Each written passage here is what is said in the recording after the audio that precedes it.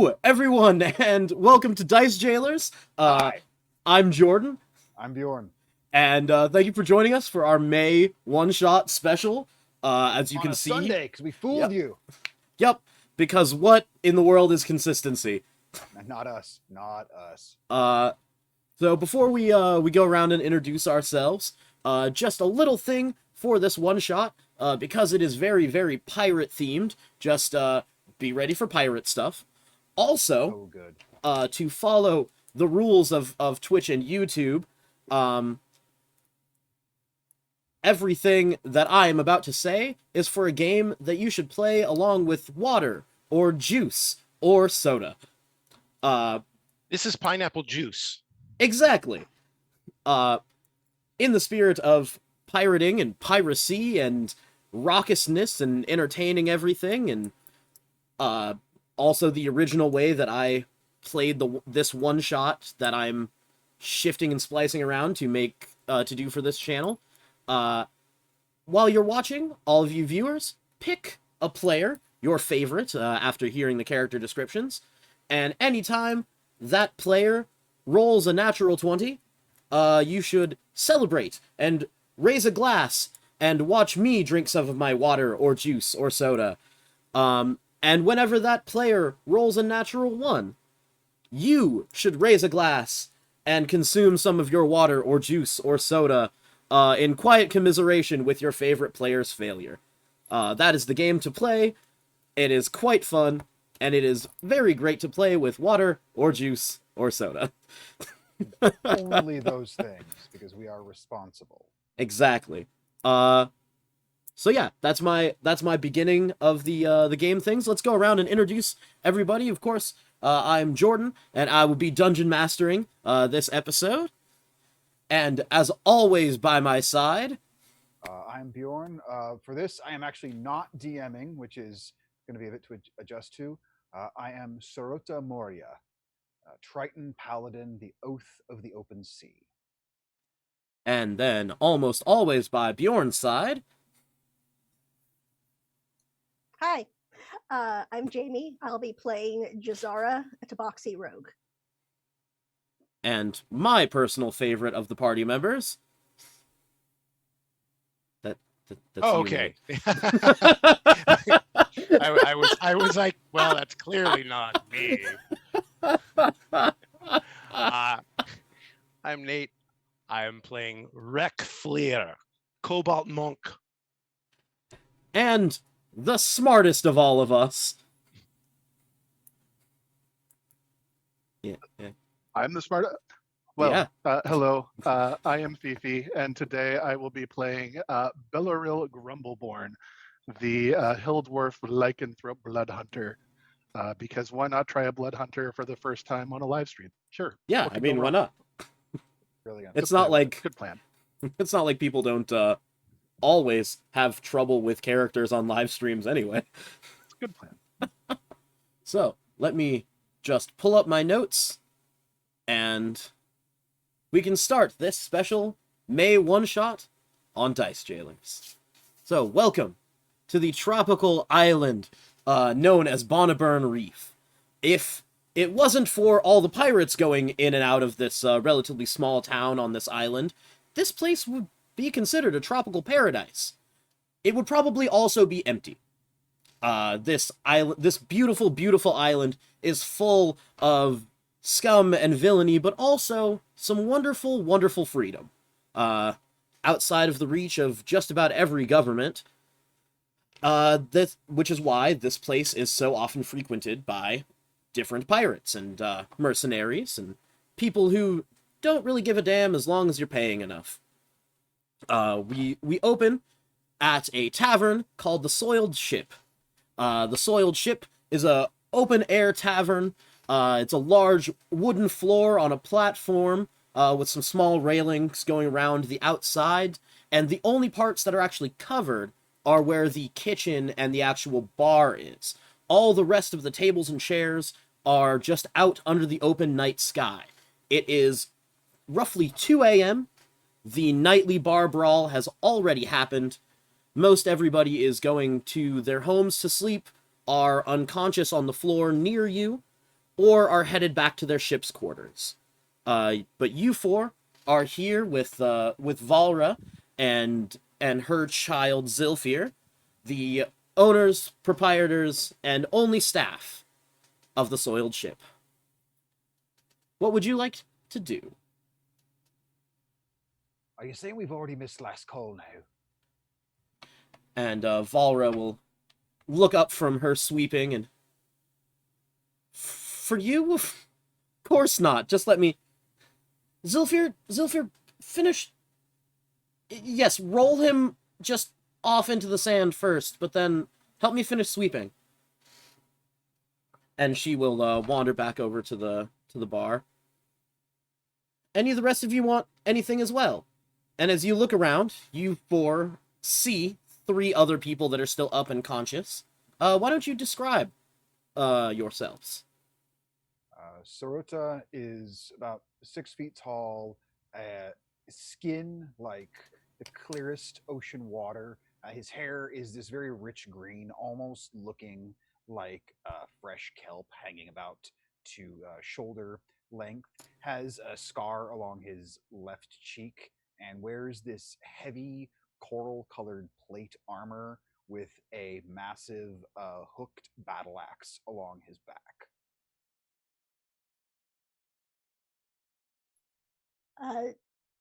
Jazara is tabaxi. She looks a bit like a lynx, that sort of coloring. Is wearing a greenish cloak. It's actually flipped up. And she is climbing down from the branch of a tree because she did not care to get involved with the fight. She's barefoot, so you see her little kitty feet. Who is it? Rek is a average height half elf, short cropped, white blonde hair with piercingly emerald-esque green eyes, wearing a borderline ostentatious long cloak, almost shimmering in a blue sparkling color with a white ruffled trim, and just this haughty look of arrogance about him. Does he have a gold belt around his waist? He has it. One of his menagerie has it over their shoulder. Wow. Whoa, that is a lot to take in. You'd say he's styling and profiling. Oh, this is what I was ready for when I said it's pirate themed. Are you sure you're ready? Absolutely not. Also, you get your inspiration point taken away. You didn't even have one yet, but it's gone. Is there an opposite of Yes, I get inspiration. You get desperation. And Bellaril is a hill dwarf, kind of darker complected. He stands about 4'3", built just like a barrel. Like, you know, he's just this. He is the same. He's like a square. This guy, very close, shorn, black hair on the top of his head. A long beard comes down into a short braid at the very bottom of it. Wearing a fur vest over the top of a strange metal breastplate, black silken pants, and that's Beladrill. Mm-hmm. Awesome. And so Valra, from behind the counter, the moonlight catches her, and you're able to make out her features much better. She's obviously elven. Could be anywhere between 100 and like 600 years old. She's in that elven, just middle-aged kind of stasis look, with her long raven black hair and piercing blue eyes, and she has a pair of braids coming back to most likely secure the rest of her hair out of her face while she works. And you can see the only bit of flare on top of her relatively soiled clothing is a large necklace with a large ruby in the center. and Valra's child Zil. They look to be a half elf, incredibly androgynous. Those of you that are regulars at this building know that that Zil goes by they them pronouns in an homage to an elven deity. And a striking resemblance of green eyes to yours, Rek. I realize how that sounds. They are not related as far as I know. As far as you know. And I would like all of you, while Valra is pouring another round of whatever you all last had for each of you, just give me a quick perception check, everyone.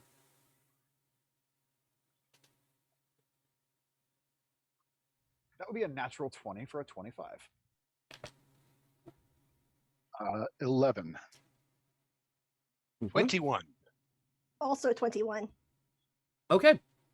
So it looks like everyone except Belleril.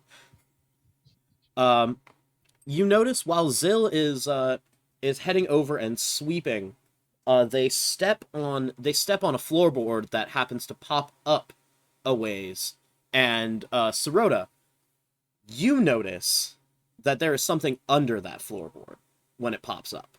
The rest of you just see the floorboard pop up. As far as what looks to be under there, does it look like a living thing, just like a bag of something? It's tough to tell, being moonlight, even with your sharp eyes. But it looked to be maybe a parchment?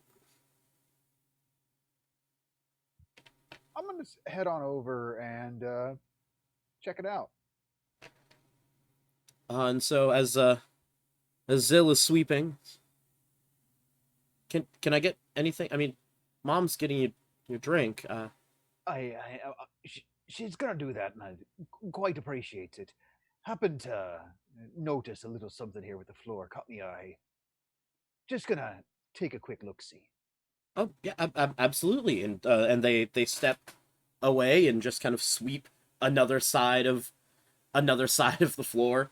And you notice while they're sweeping, it doesn't look like the floor is getting any cleaner. It seems to be just a very, very futile effort to try to Kinda clean like this when place. I try and sweep, just moving dirt around. I'm familiar Yeah, pretty with much. this technique. Yeah, I'm very familiar. Very familiar. Hey there, Siri. What you got there, Siri? Yeah, did you find something?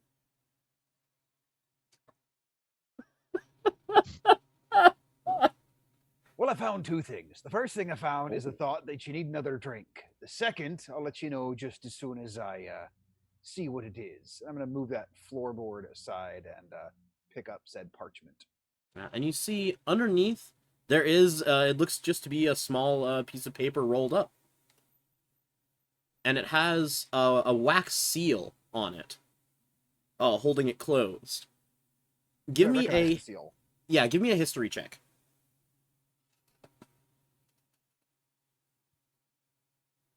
That is going to be a 17. 17. So you see that the wax seal looks to be the shape of a molar, and the inset of the wax seems to be painted with a bit of silver. You recognize this may just be the symbol of Captain Nightwind. And now that we've thought about it, I will give you another history check to see what you know about Captain Nightwind. 9. 9? You know he's a famous pirate. Well, it appears one captain may have left this behind for someone to stumble upon and find. I happen to be a someone, so think it would only be completely rude of me if I didn't find out what it said. You don't leave a parchment lying around if you don't want no one to read it. And I'll crack the wax and give it a little look-see. He did not you- leave it lying around. He hid it. The technicality there. No, it is a definition of the word to hide is to not wish to be found. If he didn't want it to be found, he should have done a better job of hiding it. Me thoughts exactly. Bellaril, at this point, so Sirota is like 6 foot and change. About 6 even. Okay. So yeah, he kind of like just kind of scooches in like under your elbow, and it's just like. And so What is it? I can't. I love it. I can't. If you have a bit of patience here, BG, I'll let you know. And so now that all of you are, or some of you are huddled around this map, and you can see in the corner of the map there's the unmistakable symbol of Captain Nightwind. So now all of you can give me a history check to see what you know about Captain Nightwind. 7. 7. 21. Somehow Okay. I know even less. 16. 16. All right. So you all know he is a very famous pirate. Those of you with those little 7s, that's all you know. However, Jazara, you are aware that Captain Nightwind, his full name is Harry Silvertooth Nightwind, hence the silvered molar being his symbol. You also know that he was one of the about 300 to 400 years ago. He was one of the most famous pirate captains. And with that, what was it, 21? Yep. You are aware that it is believed that this captain made an unholy deal with some kind of deity or extraplanar force to obtain the power to gain his massive fortune, that you also know has been lost to time. And you know that the amount that he was rumored to have had would be enough to purchase a small country.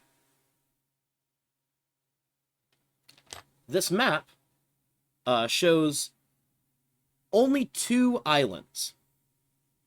Bonneburn Reef and a small island to the east. There appears to be some coordinates through the ocean that don't make a whole lot of sense.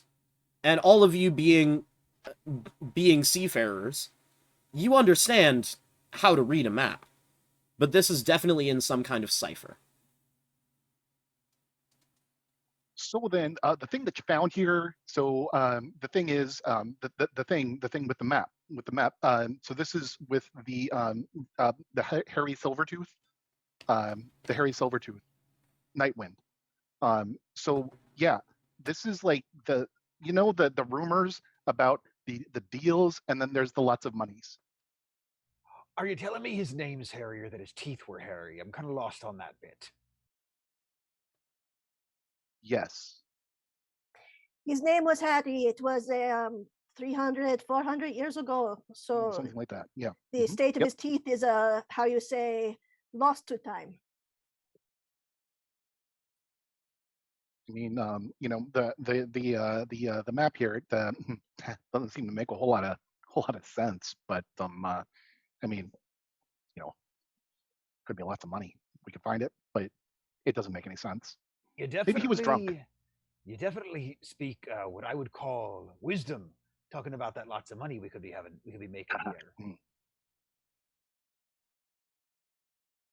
So what does this writing look like? Are the characters that we recognize just not words? Yeah, or it looks to be what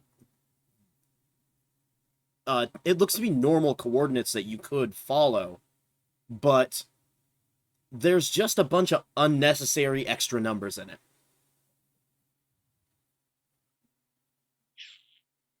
That's too many numbers there. If anyone would like to try to decipher this cipher, give me a survival check. Now, I know maps, and those numbers don't make a whole lot of sense, but there's an air of familiarity about it. 17. 21. Also 21. Okay. 11. Quit copying me. So, you two with the 21s, 20 was the threshold, you two look through and you can see, like, okay, these numbers here, like, nah, cut this one, cut that one, these two are just wrong, that 7's upside down. The other two of you, however, you can't make hide nor tail of it, hide nor hair of it until Rek and Jazara are done working together a bit to figure out what these coordinates are. But you have successfully deciphered the map. Say, well, boys, I think I know where to go. And I think since this is the horde of a captain who died 300 years ago,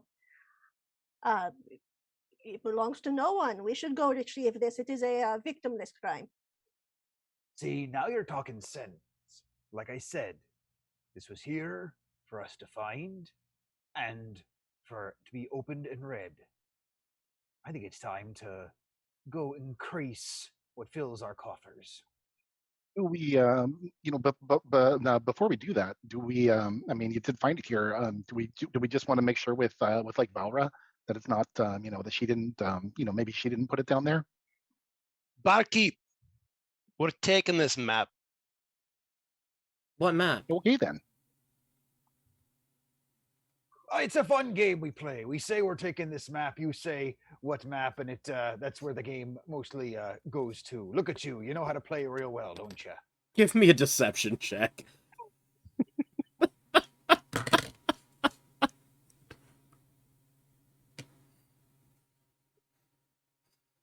Nine. She looks at you, and for a moment it looks like her eyes see through you.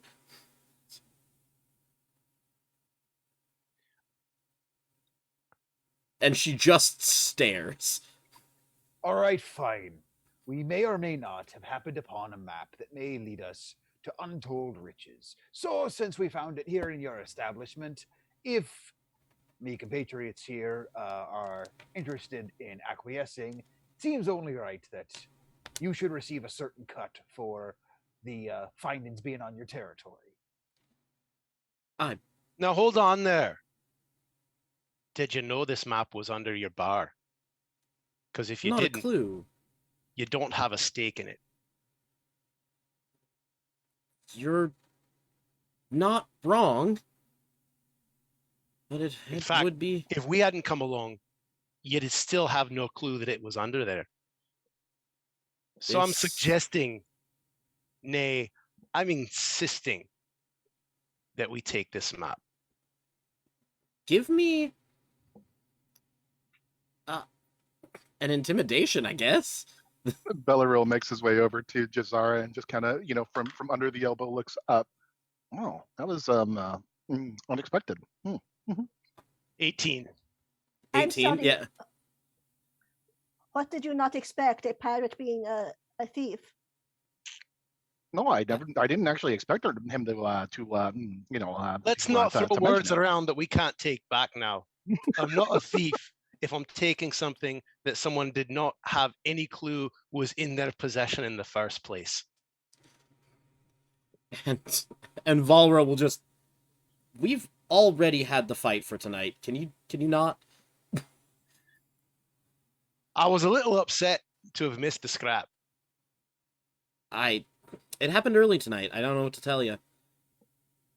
But you did Well, miss some shenanigans, because you see, and she points over to a palm tree, and you can see an Aarakocra, looks to be kind of almost toucan-like Aarakocra, unconscious up in the tree. He was thrown there. Hey, no, I'm not even 100% sure that they're asleep. I think they got tossed up into their tree and decided it was in their best interest to avoid the remainder of said scrap. Yeah, no, that wouldn't surprise me either. You say yon feathered friend was hurled up into the tipsy top of the branches. Yep. By whom or what did said bird person find themselves far more vertical than they'd originally expected? Oh, he was thrown up there, I believe by the captain of the Death of Rose. Another Aarakocra. Yeah. Goes by the name of Clarence. Think I'll steer myself clear of that one. Not much of one for the skies. Well, I mean, it would probably be hard to lift all of that armor. Not interested in finding out. Fair enough. So, how do you, just because I'm curious and you're here, how do you plan on following that map? I don't recall any of you owning ships. I certainly do not. Do any of you have a ship? One of me own? Absolutely not. That doesn't mean can't find our way aboard one. Not owning my Ooh, own ship has rarely been a hindrance to getting where I need to get. Well, yeah, me neither. Nope. But it sounds like we got a pretty good plan. So, yeah. Good thing you are all not thieves then. All right. Now, do you have any leads? I mean, you would all know that it's pretty common for there to be a number of ships down by the docks that are just looking for another someone to take off this island or take into their crew. Because money's money. Would there be any ships that we would know of that might be in need of a captain or first officer? Thinking about the fact that I have a ton of charisma, thinking I might be able to give some orders aboard said vessel. Give me... Let's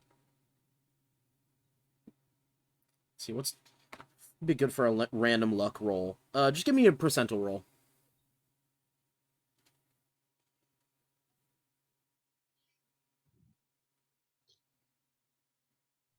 30. 30? You don't know of any that are in need of a captain or a first mate. You know that there are a few that are looking to, or that just got in this morning, so they are most likely looking to head out and make some more money as quickly as possible. You would know of 3 in particular: the Grand Executioner, the Death of Rose, and the Devil's Rambler. Well, it sounds like we got a trio of beauties we can choose from.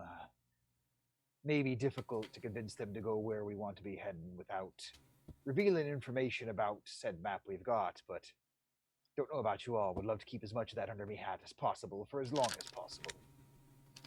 Looking Yeah. at Do we have looking at the map? So the instructions for getting from Bonneburn to this other island didn't make a whole lot of sense. But do I have an idea as far as like distance? Are we talking like weeks of travel, days of travel, hours of travel? If you were to leave in the morning, you'd be sailing for maybe a full day, and make it the second day's like mid-afternoon. Got it. Thank you. So like you'd leave in the morning, you'd sail all day that day, you'd sail all day the next day, and then the next day after, you'd get there like 2 o'clock, 3 o'clock. Okay. Thanks. And does this seem like a voyage that we would need a like full ass ship or a little small boat?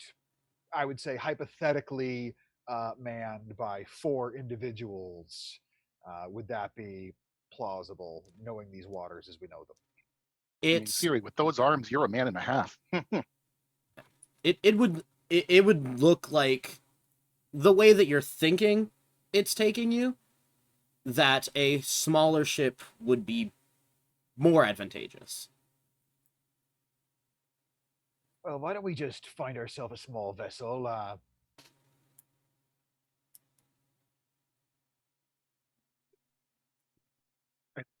Your last sentence. Let's find ourselves a little vessel, take ourselves on a little pleasure cruise, and make some coin now.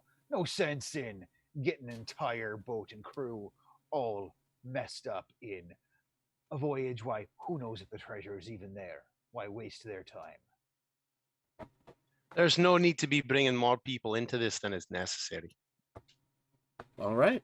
The less complicated we make it, the better for all involved. So, shall we find a something like a rowboat? You're gonna want something bigger than where that. we can harness. I would prefer something where we can at least harness the wind a bit, but nothing too substantial. I'm sure we could find something that's down on the docks, say, largely ignored, that no one will miss for the better part of a few days. If we get a rowboat, I vote we put little barrel man at the helm.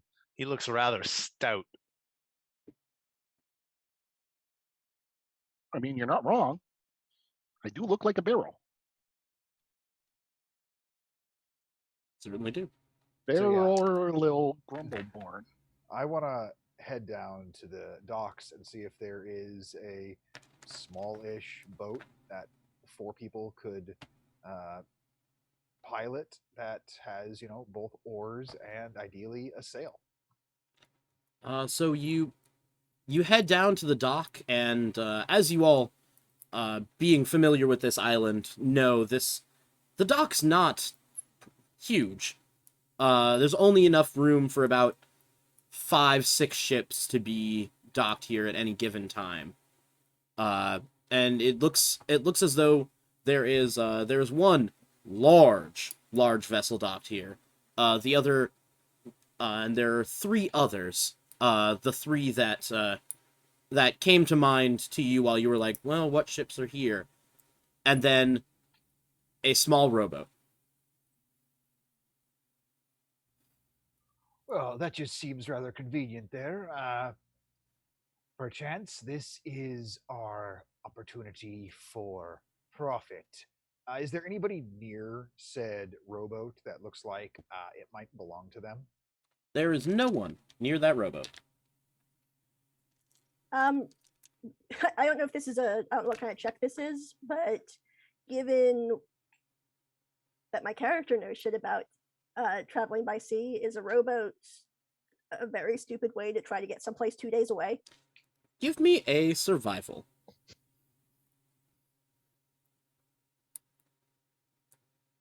It's a 14. 14. I mean, you certainly could with the rowboat. But you do know that the area in between here and that island on the map is the waters are they're known to have sharks that aren't above biting through a rowboat. Yes, I do not think the rowboat is enough for a journey of this length. I do not think it would be safe. We don't see anything else that has a sail on it that we could try and pilfer. Just the 3 boats we recognized, and then the big MFer. Mm-hmm. Those are all that you see docked right now, except the one rowboat. Wait, but they all have sails, do they not? They all do. They're all. You can see that the 3 that came to mind for you, they would technically be keel boats. That's a good example of one of the sharks that would Shazara thinks would eat through your rowboat.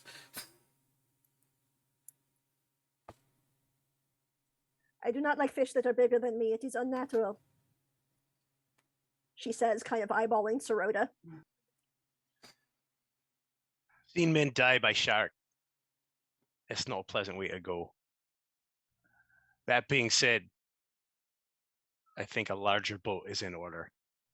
Despite as barley as that bearded fella is over there, we need to have something with a little bit more of a little more speed and a little bit more trustworthiness in the hull and the keel. So I let's couldn't let the agree more. rowboat go. Couldn't agree more. I may speak the language of the fin and the gill, but that doesn't mean I could, say, convince them not to consider us for a tasty morsel. No, you can certainly try. I think it'd be Gonna. great. So looking at the other She'll hear that. So looking at the other three ships, can we tell if they seem occupied? Give me a perception check.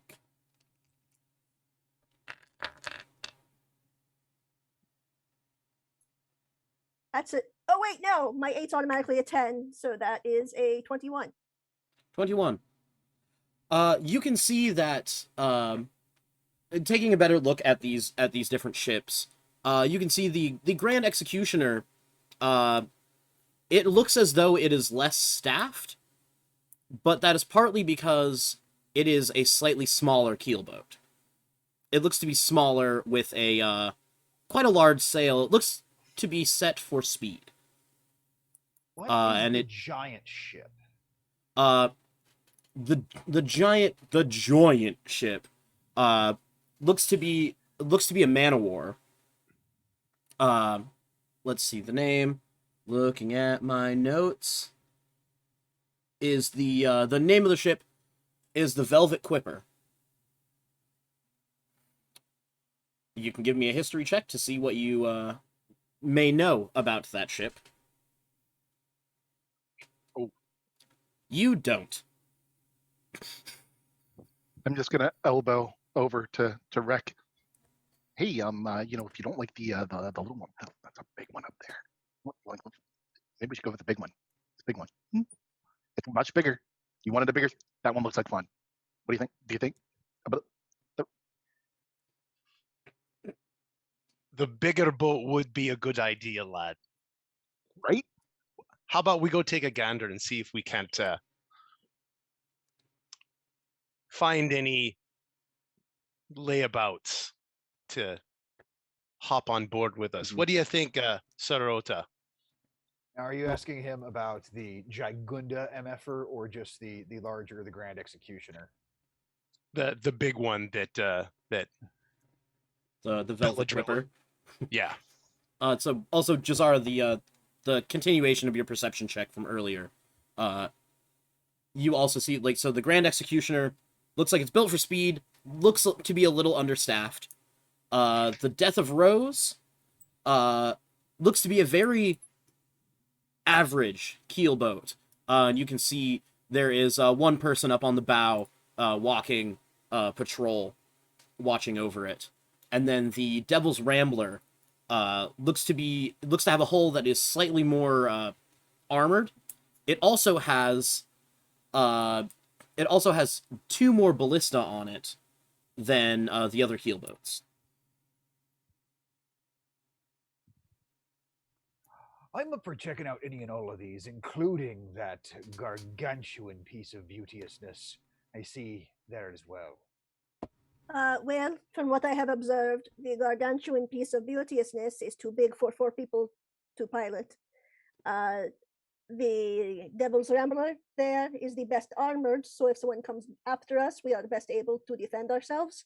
The Death of Rose impressed me not.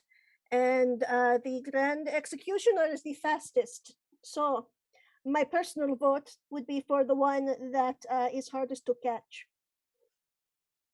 If we are going to borrow for only a few days. You Have to made a say, compelling argument for the faster ship there. What good is thick armor if it gets chewed through right away when you get caught right away? aye, and I have to say, there's something to be said about the thrill of the chase. That anybody who wants to come after us have to put some effort into it. Why don't we see if it needs a new destination now? Belaril still pointing over to the Velvet Quipper, just okay then. Look, lad, we get it. That's a big ship. But quit pointing that thing, or you're gonna find it pointing back right at you, involuntarily. I pat Belaril, or not pat, but like kind of put my hand on his shoulder and say, if we find the treasure, you can buy a ship even bigger than that. You can buy an armada of ships as big as that. Well, yeah. I mean, there's that. How do you think we should go about liberating the Grand Executioner? I prefer not to kill the crew if possible. Thieving is one thing, but they will chase after you far more if you are also a murderer. Well, I think it'd be in the middle of the fucking night. Perchance, the fewest folks will be awake. We drop the topsail, start heading out of port, and once underway, let the crew know of their new destination. Oh, I was just thinking we were going to throw them over the rail, but that works too. Huh, yeah, I kind of like your plan. Aye, if they don't want to come with, they can go straight over the rail into the drink. It's all the same to me. But And I'd many just hands as soon- make light work. I'd just as soon have those that aren't opposed to a new destination to assist, because I'm on board with the many hands lightening my load. That being said, if there's anybody that feels like they disagree, I'd just as soon give them the boot. Big boot. Well, what are our various specialities? You, Fishboy, are good with talking. You, Rick, are giving the boot if they do not care to cooperate. I myself am very good at getting in and out of places unnoticed. And what would you like your job to be in this what is word? Mutiny. No, you have to be on the ship for it to be mutiny. This is to how you take over, whatever. Anyway, the thing we are doing. I'd worry less about what's called and more about getting it done. My favorite thing is that you played that in character, but that's definitely just Jamie not remembering what the word is. Can confirm.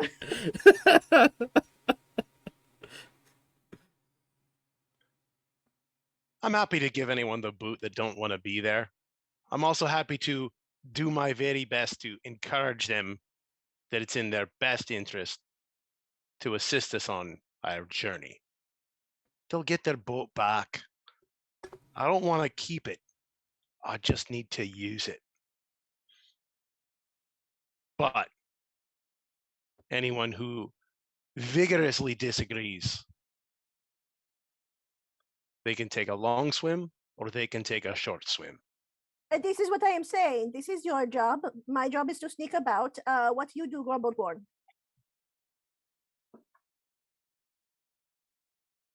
So the thing is, I mean, it's just, I do, I just do whatever needs to be done. I'll leave the talking to the blue guy. He's got such a way with words. He does. Sorota throws a wink over at Grumbleborn. Oh. Roll for flirt? Do I get to add my charisma mod? Sure do. 17. Am I proficient? Yes. 21.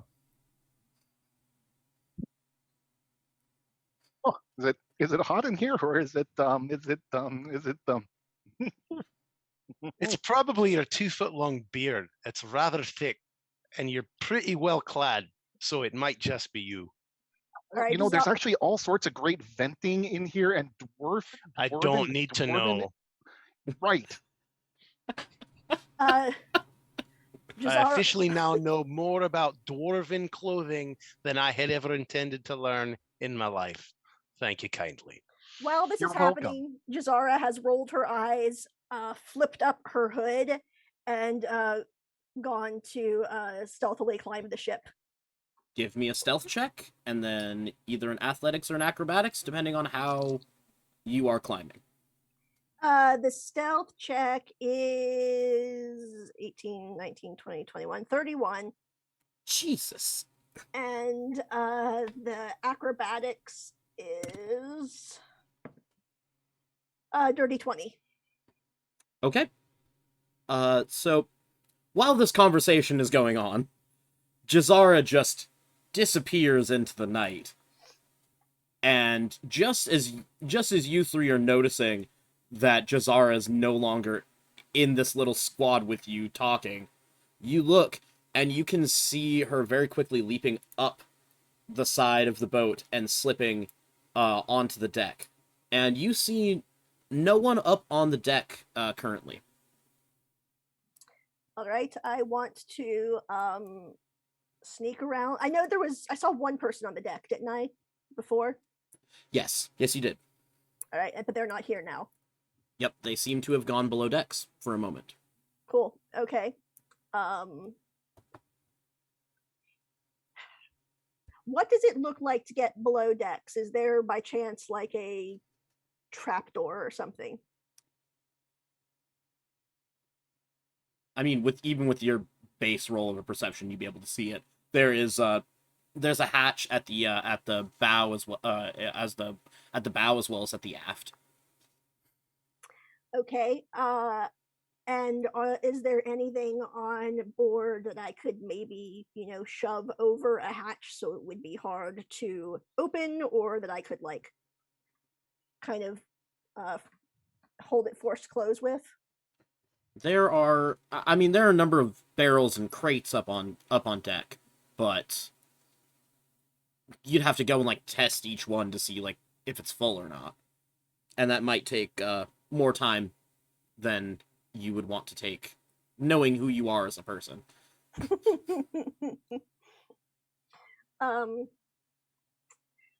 Okay, I want to at least try to block one of the doors. Can I make an educated guess based on where I last saw the dude on deck, which one I think he would more likely have gone down? Give me I'd say an intelligence with proficiency. We'll call it thiefcraft. Fuck. Okay, that's 8, 10, 14. 14? You're pretty sure he would have gone into the aft from last you saw him. All right. I'm going to I'm going to look over to where the boys are and give them a little like pull my hood down and go and turn around and head to the aft and try to figure out a way to block that. Okay, you can see a number of crates and a number of barrels that would be quickly movable. Yes, but I am very weak, so Well, I need these slowpokes to get here. Yeah, I'm trying to figure out if there's a way I can like just kind of tie it closed, or I turn to the other two after Jazara kind of looks over at us, and just look to the other two. And that's what I appreciate about her, always taking the initiative. It's a rare, and I'm inquisitive, so I go from a distance. Is that what you appreciate about me? You didn't hear it. I know. Looking up and seeing her like look down at us. Aye, gents, I think that might be our cue. And I'm going to use my channel divinity, and I'm going to use Marine Lair and a thick cloud of fog surrounds me and heavily obscures the area for 20 feet in all directions. Following me as I move, myself and all creatures within 5 feet of me um, were considered lightly obscured. So the fog will last for 10 minutes. It spreads around corners. It cannot be dispersed. And I'm going to look towards Rek and Bellaril and nod in the direction of the ship. And while walking towards it, I'm going to take my axe off my back and just any mooring ropes that I pass that are holding this boat to dock, I'm just going to chop through them. Okay. So Sirota lets out a divine oceany fart, and you are all obscured for your walk up toward the ship. This will take place about at the same time as Jazara, as you have found a place where you could probably tie it closed if you have rope on you. Then you can. I do. I have Yeah. 50 feet. Then you can. I'll need a dexterity with proficiency from you. Okay. And from the guys in the fart cloud, I would like a stealth just to see how quiet you are, unless you aren't intending to stealth. Mine was 17. 17? 11. It is tied. 6. Okay, and then after I tie it closed, I am 22. going to swarm up the mast, because I have a climbing speed, because I have claws, and kind of get into position with my crossbow at the other opening that I have not blocked.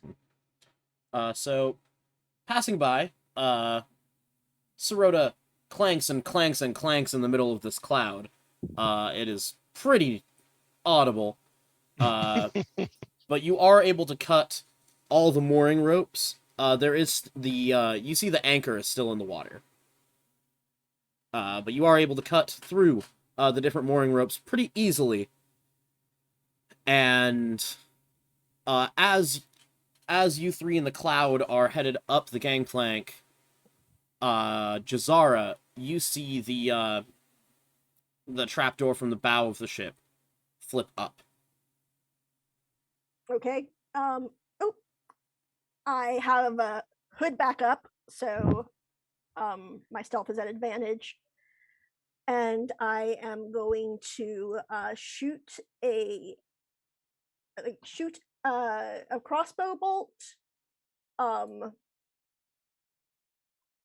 never mind. I'm not going to do that. I'm going to hold an action to see what this guy, whoever climbs up, does. All right. What is the trigger for your action? If he starts hollering, basically. Okay. If he notices something's wrong. Okay. So you three in the cloud are just coming up the gangplank. This flips up, and you see a gray bald head start to come up out of the trapdoor.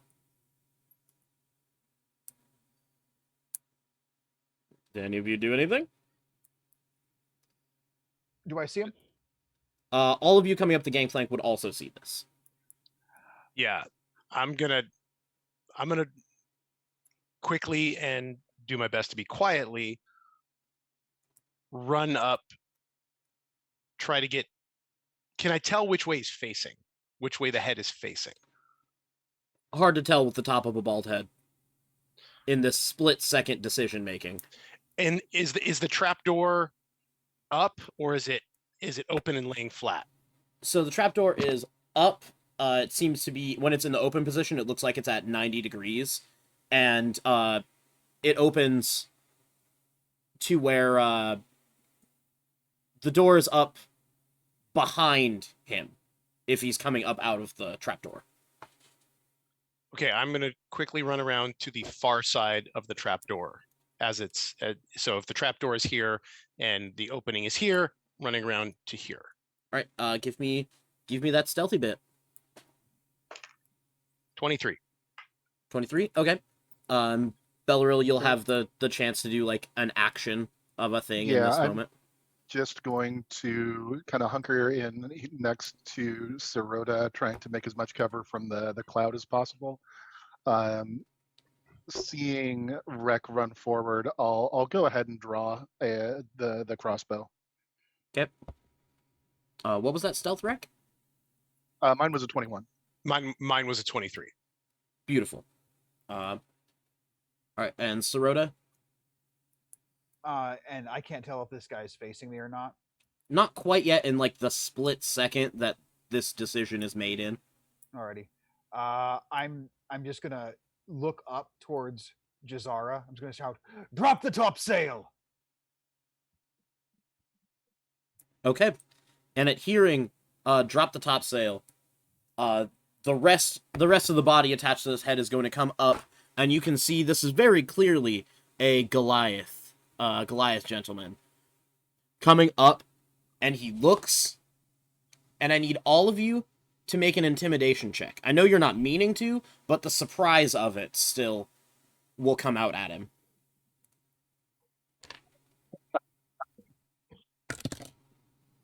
Three.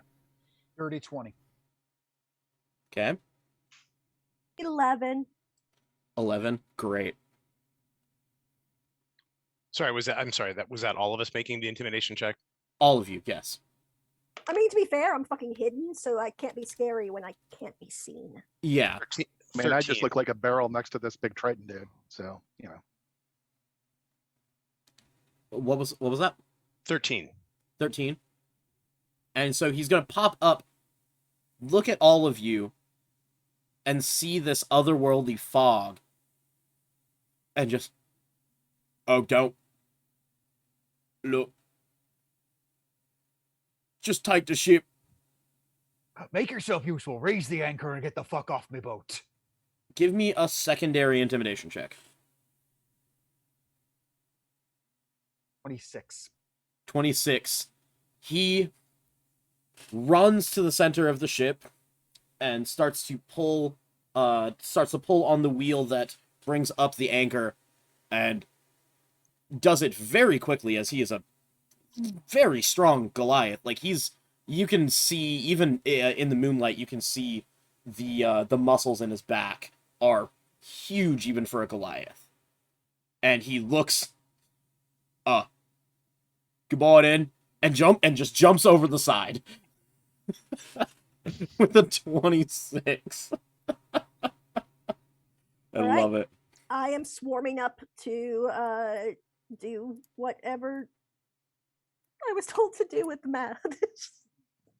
Drop the topsail. Yep, that is a thing that I know how to do. I'm great with ships. Very at home. Very at home. Absolutely love it. So I'm a You're cat, able to- damn it. yeah, you're able to without an issue. Just for the sake of not hurting all of us with how little Jamie knows about ships.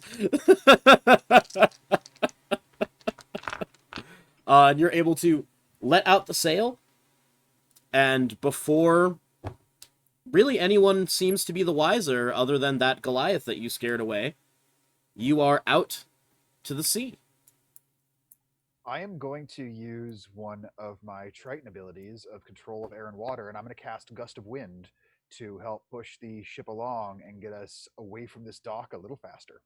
So that'll last for 10 minutes. I'm just going to pour the wind directly into the topsail. All right. Now, who is actually taking the wheel? I'll do it. All right. Are you proficient with sea vessels?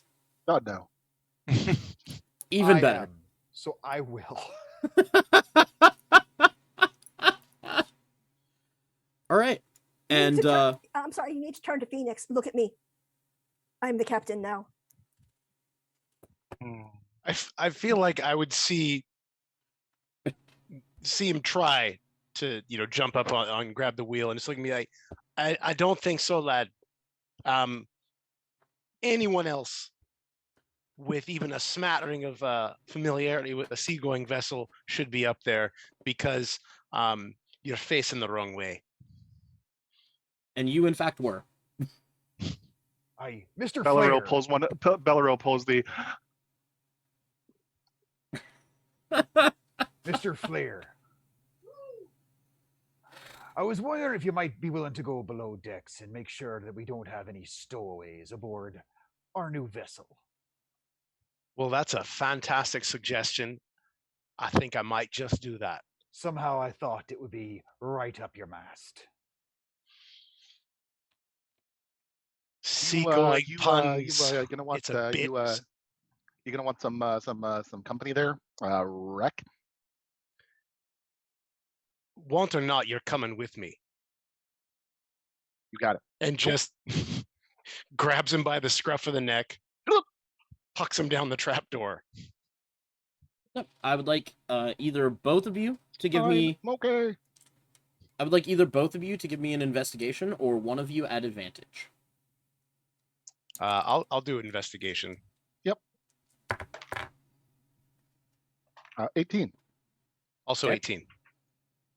So you both, in tandem, check out the lower deck of the ship, and for the most part, it seems relatively empty. Unfortunately, pretty devoid of supplies as well.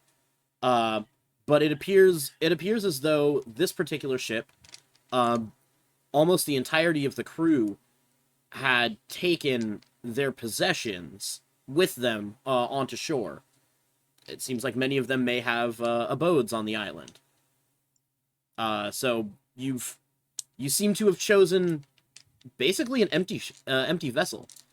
The only possessions that you find, there's a small locked footlocker at the edge of a cot that looks to be larger than the rest of the cots.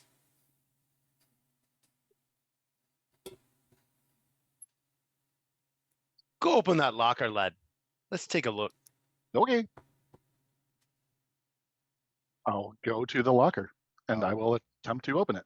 And It while is they're locked. down there, I want to shout up the top mast like, "Aye, Whiskers! Keep those peepers of yours looking about on the sea. Make sure no one's following us, please and thank you."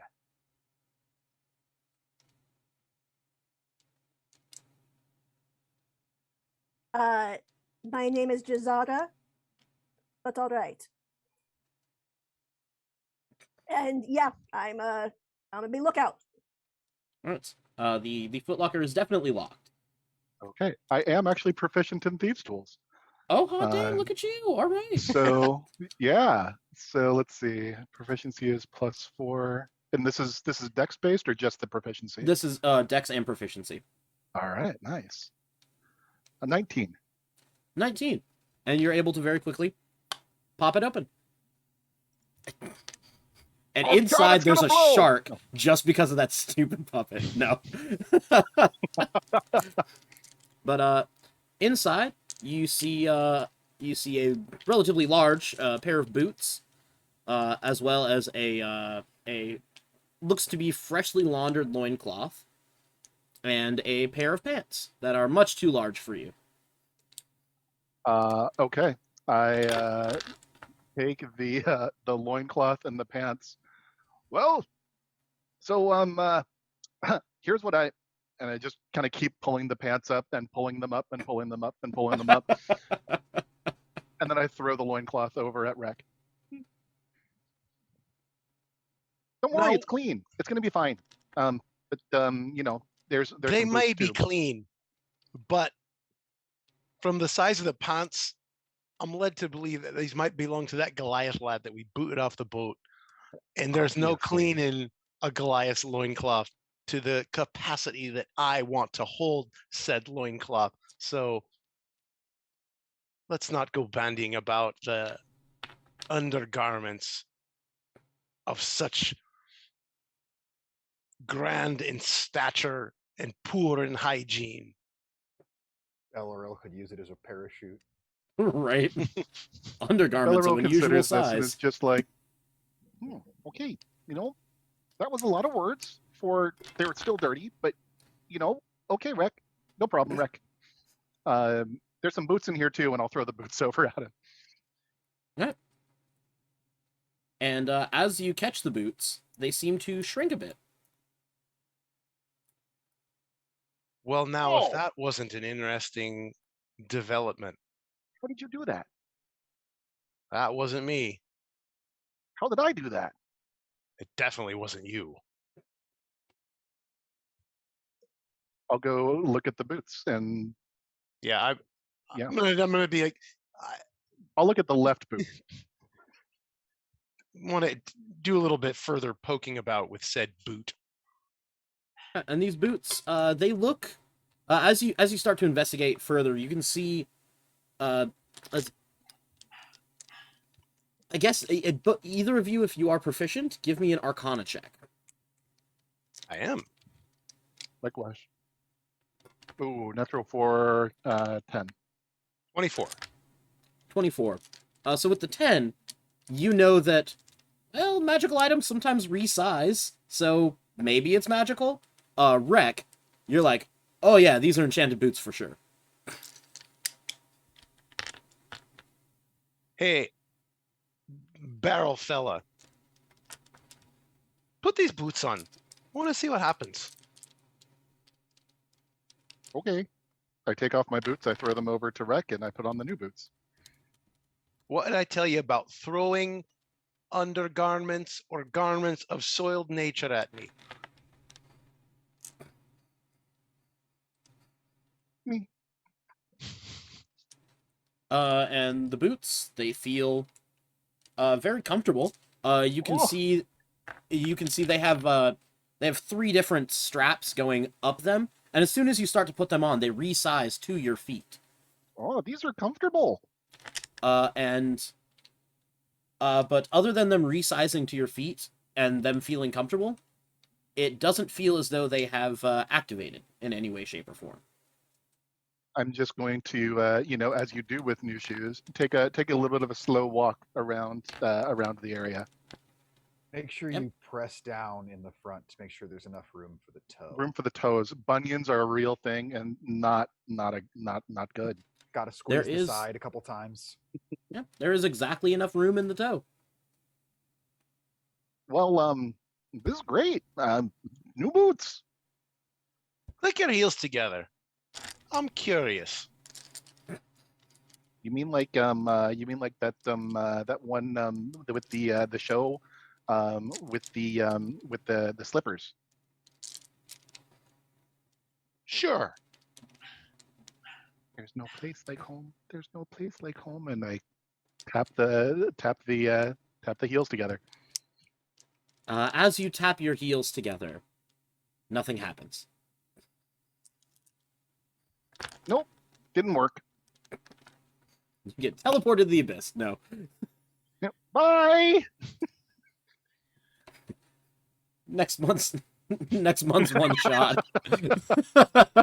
Whoopsie Quest for daisy. The Belleril. hunt for Belleril. Hi, I'm Fifi, and my new character is my actual character for this one shot. It's just Mirik. But yeah, you have these boots. You know they're magical. They just haven't seemed to kick in yet. Which seems to you, Rek, that probably they need attunement. Keep an eye on those boots, lad. Back up on the top deck, you're able to Aye. sail. You're able to sail out very quickly and easily. For now, there isn't a check necessary. It looks to be a relatively calm night, and you think for the most part you could stay on course, and as long as someone comes up to check, it seems to be pretty smooth sailing through to the morning. As we come up, I shout over to Sirota. Did you tell Miss Furry Bottom to keep a lookout up top? Aye, she's going to be making sure that waters are safe ahead and that nobody's trying to give a little look-see up from our backside. Let's just say anonymity is our friend right now, and I'd hate to have us be snuck up upon. After all, she's the one who kick-started this whole thing. Didn't you, Whiskers? I can't hear any of this bullshit because I'm up there going, there once was a ship that sailed to sea, the name of the ship was Ability. Is she singing up there? Give me a performance check. Oh dear. Oh, no. That's a 10. It's in rhythm. I don't know what that is, but if cats could sing, they'd hate it too. I think she's letting off a sound to scare off the birds. Maybe Oh, well, she that is stepped on just, her That's tail. just considerate. I don't know if I can hear this or not, but if I can, fuck all of you. You can. So then I say, fuck all of you. I sing well enough for my own people. Give me a deception. No, I'm kidding. You're setting the bar low for Is the it ten- Tabaxi people, my dear. I know. Is it 10 average? Damn it. I just, not bad, just not great. You're right. Yeah. 10 is average. Average singing, like the average person singing at karaoke. Just think about that for a minute. Yeah. I take it all back. I blocked what karaoke was like. So, you're able to sail through the night, assuming you take shifts, manning the wheel, so some of you can get some winks. I won't deal with having you make Will Rec allow the me to checks take for now. a shift at the wheel?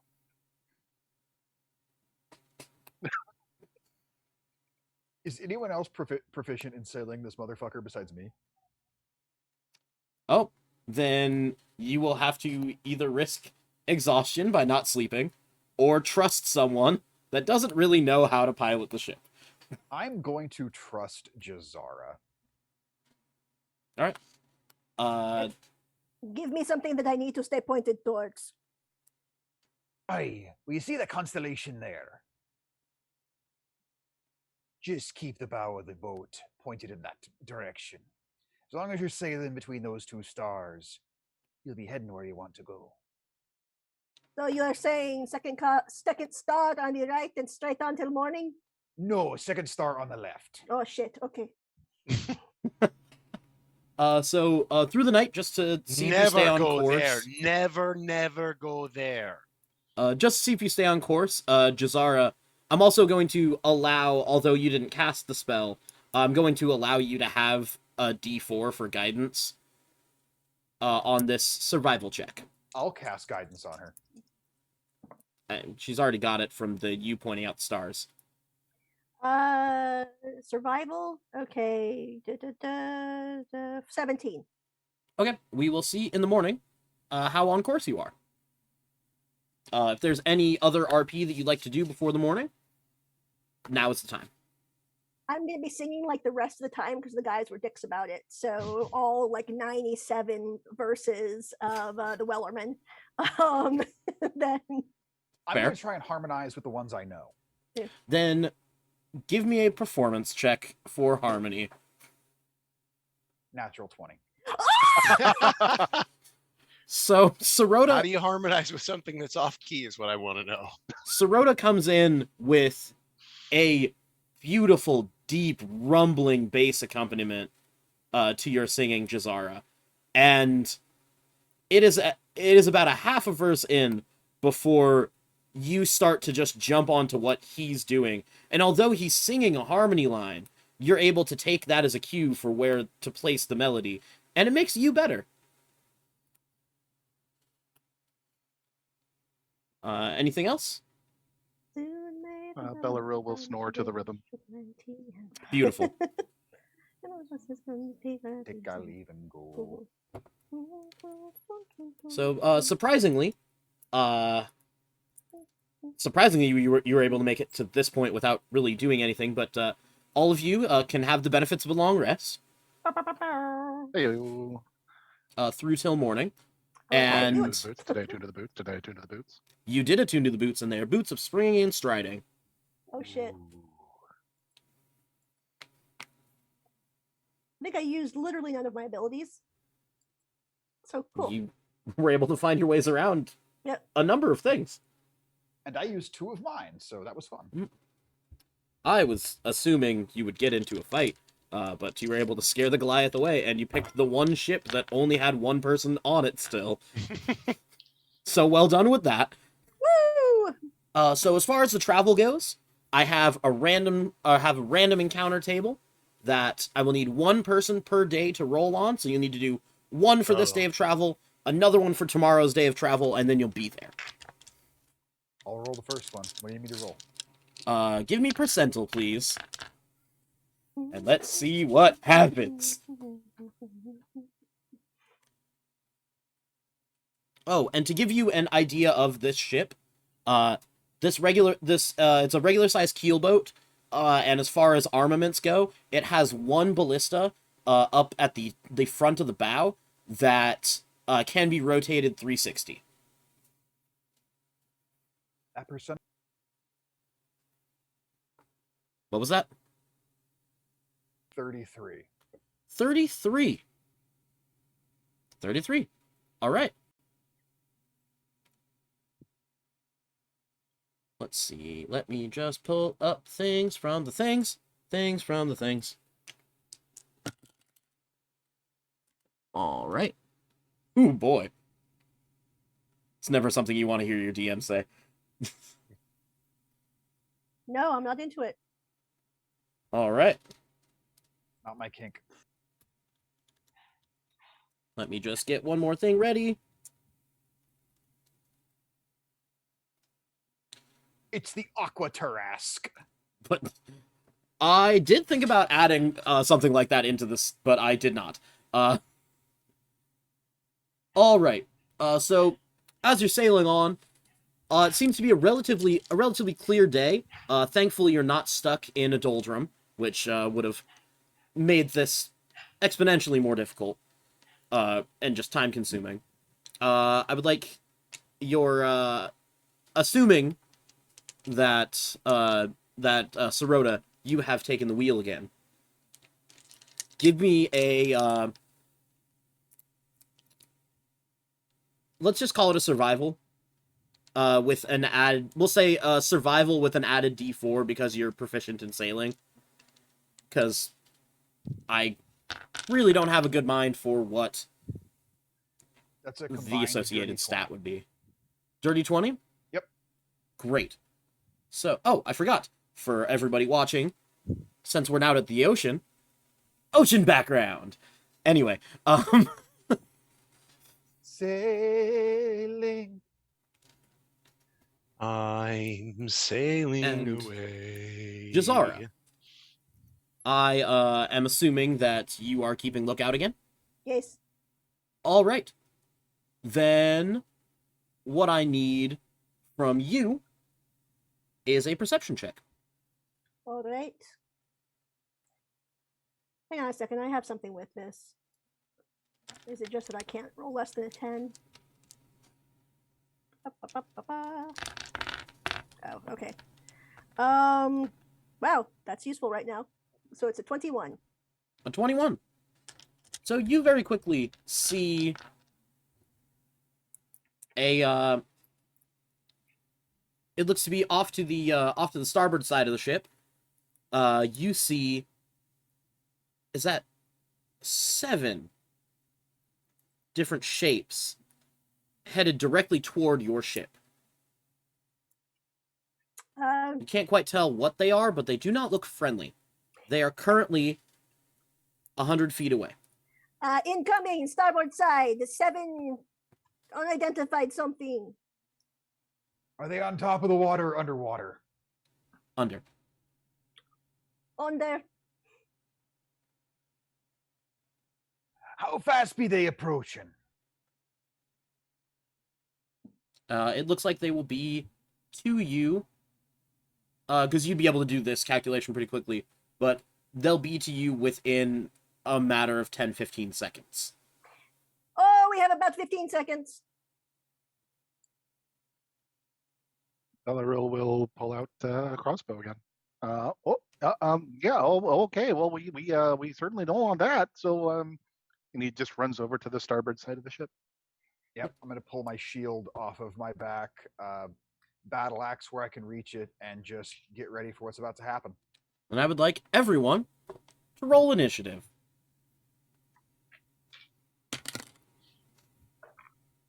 Nice. Not nice. 24. 24. Good god damn. That was a natural 19. I got a natural Nice. 20 for a 19.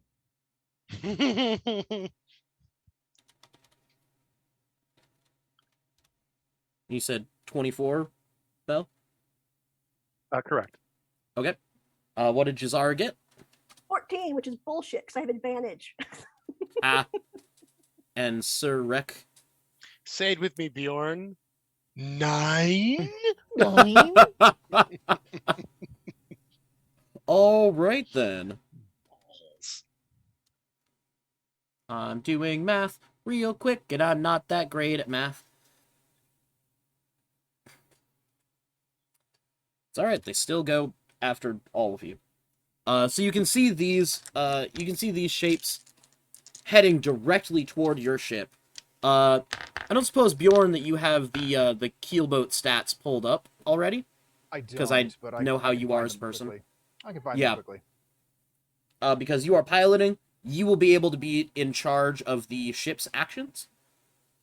However, the ballista will need to be manned on its own.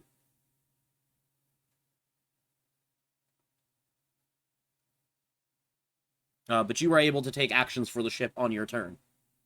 As far as combat goes, we begin with our lovable barrel.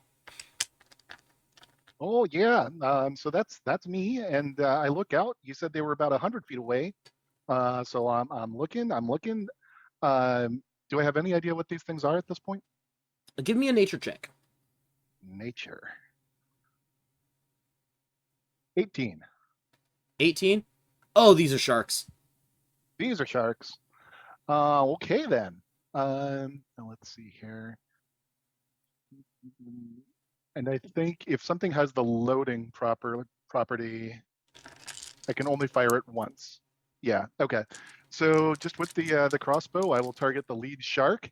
And really sorry about this, but I really don't want to get eaten. That's right. a dirty 20 to hit. Dirty 20. Yeah, that hits. Roll your damage. 8 points of piercing damage. 8 points of damage. All right. So you can see these sharks that we now definitely know are sharks, and you see Bellaril just pop with the crossbow, and there's some, and you see it whiz into the water. You can definitely see that it's struck because any of you looking out at these sharks can see a bit of blood rise in the water. Right. Anything else? I can only do the one attack there, so don't really have anything to do with bonus actions at this point. So Which crossbow are you using? That's a light crossbow. I would say you'd be able to reload and take another shot if you have another shot with your action. Very cool. That would make sense with a light crossbow. All right. Not so much with a heavy, but So, that's much better. Second is a 28 to hit. still does. All right. And that one is going to be, that is 14 points of piercing damage. So I fire again, and then I will, I'll kind of duck behind the railing, kind of take a knee, and that'll end my turn. All right. With that second shot, you can see much more blood in the water. But all 7 still seem to be on a trajectory for your ship. Next up, that brings us over to... Where are my notes? Sirota. Okay, so I am going to make sure that I have the ship going dead away from these sharks, and I am going to cast Gust of Wind into the sail to increase our speed to help get us away from them even faster. And yeah, that's just what I'm gonna do. Keep them off our backs for as long as you can. Gonna see if I can put a little distance between us. You can certainly try. All right. So that'll be your action to make that gust of wind and make that move. Yep. Great. That brings us to Jazara. How far are they now away from me? They haven't technically been able to take their turn to move, so they're still 100. Okay. I am going to I guess I hate using all these wrong words. Anyway, so I know this part's the mast, but I don't know what the horizontal bit is. But I run across the horizontal bit to get closer to where the sharks are, and using insightful fighting as my bonus action, I give myself sneak attack, and I Nice. shoot the first one with my hand crossbow. Roll to hit. Please hit, because that would be so rad. All right.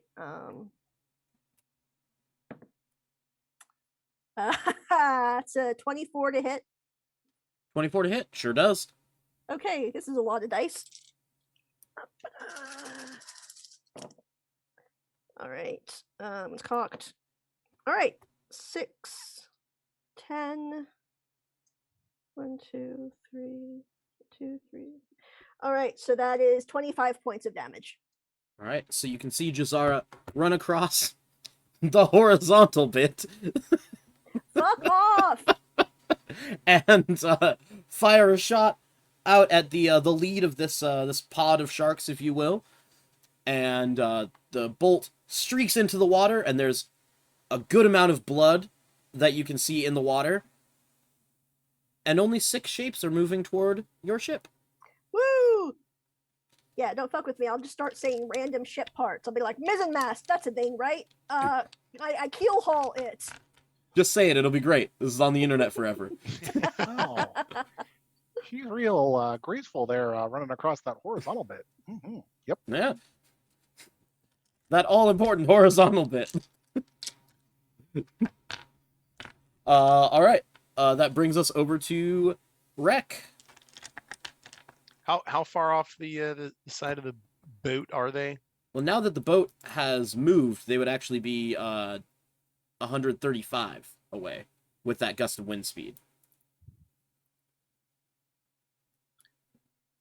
All y'all have way too many options for dealing with people that are way the fuck off of the ship. Use the ballista. Thanks, Is kitty. that a metagaming seagull? That's right. I'm sorry. It shouldn't be a pigeon. It should have been caw. Fine. Oh, gods. All right. I'm going to run over to the nearest ballista and just start All right, you've got taking shot. you can only have one shot per round, but The ballista is a +6 to hit. that is correct. 21. Yeah, that so it's 3d10 damage.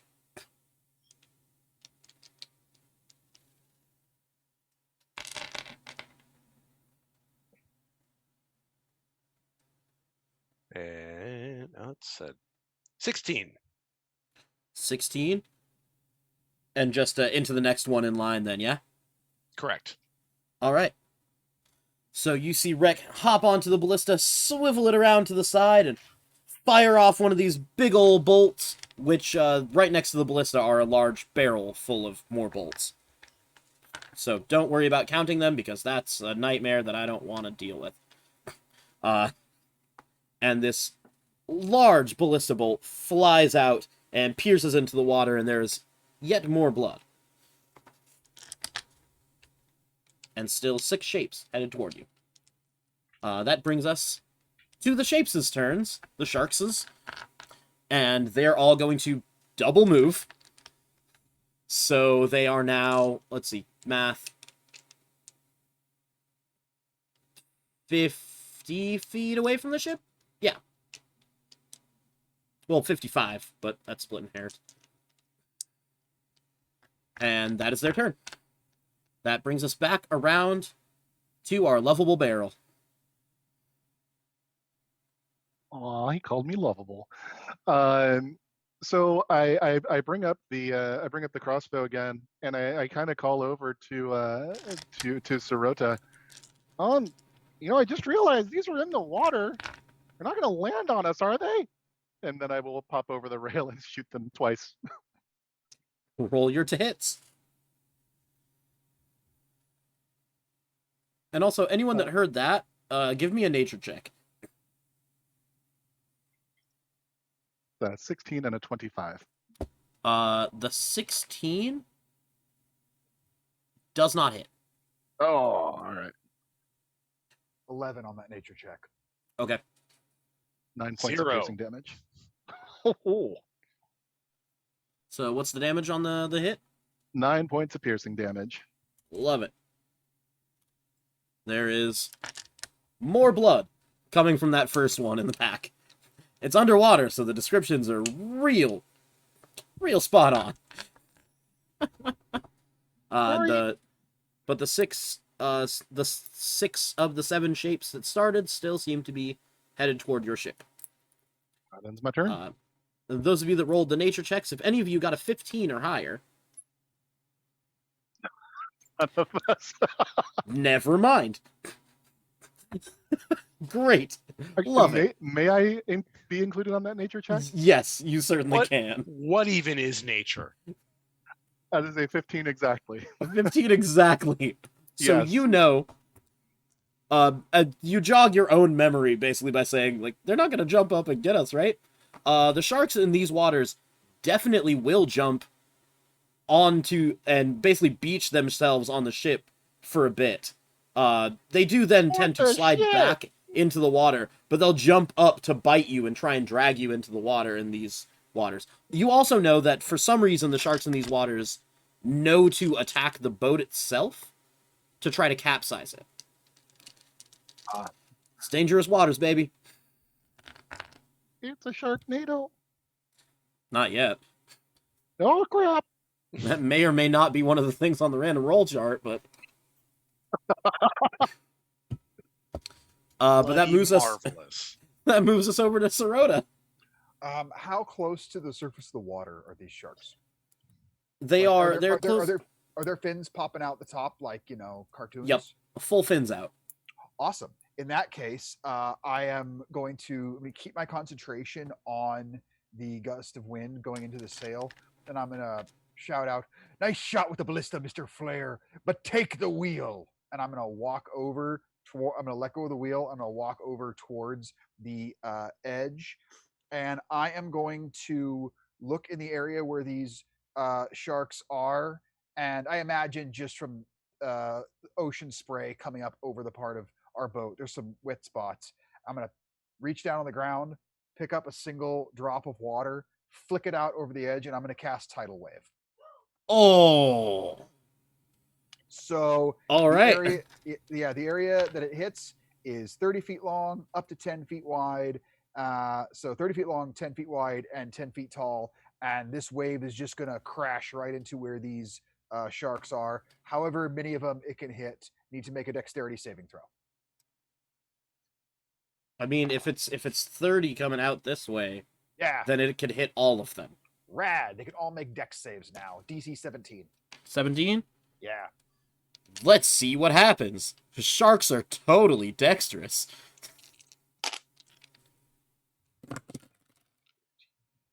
Fail, fail, fail. And fail, fail, fail. Full damage to all of them, then. So they all take 18 points of bludgeoning damage, and they're knocked prone. Great.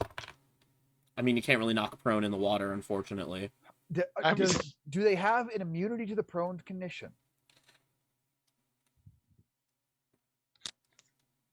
I mean, it's still going to push them away, so... Works for me. So yeah, they Yeah, they don't have immunity to prone, technically.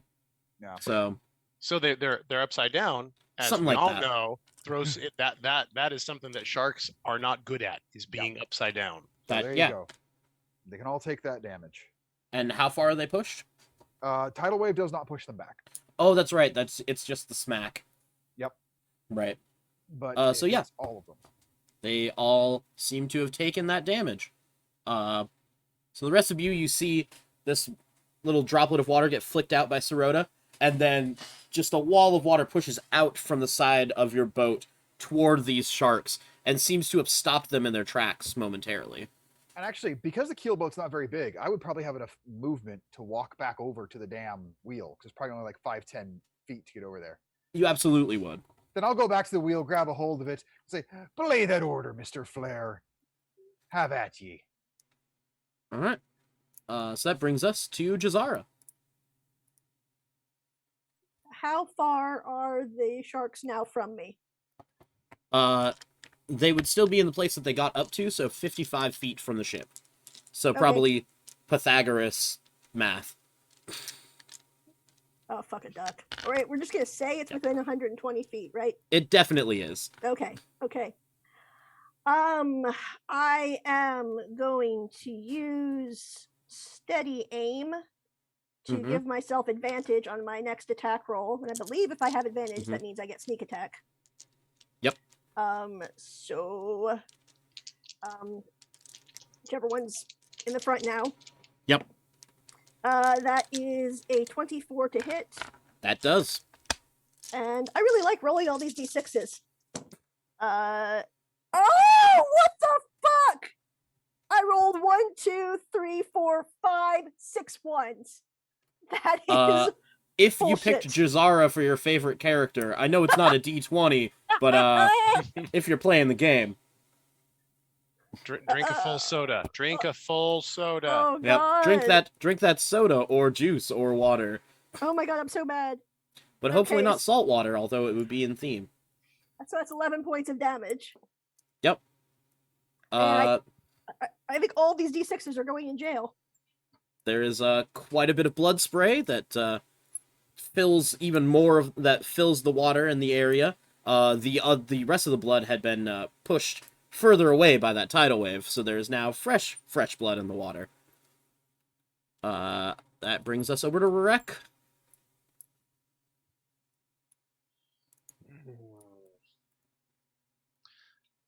I'd better just keep shooting this big arse bow and arrow at them sharp toothed guppies out there.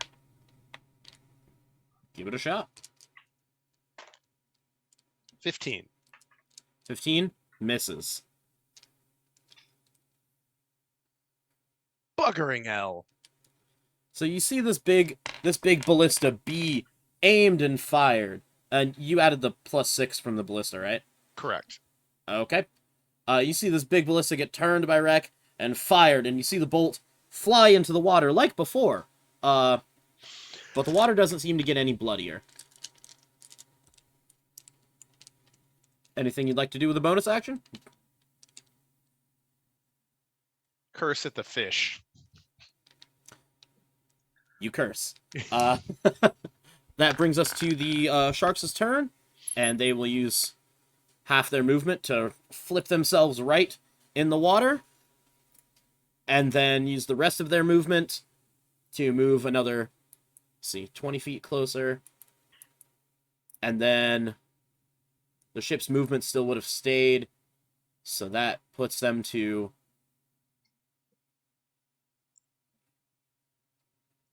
70, and then they're going to double move, so they're now within 30 feet of the side of the ship. Math!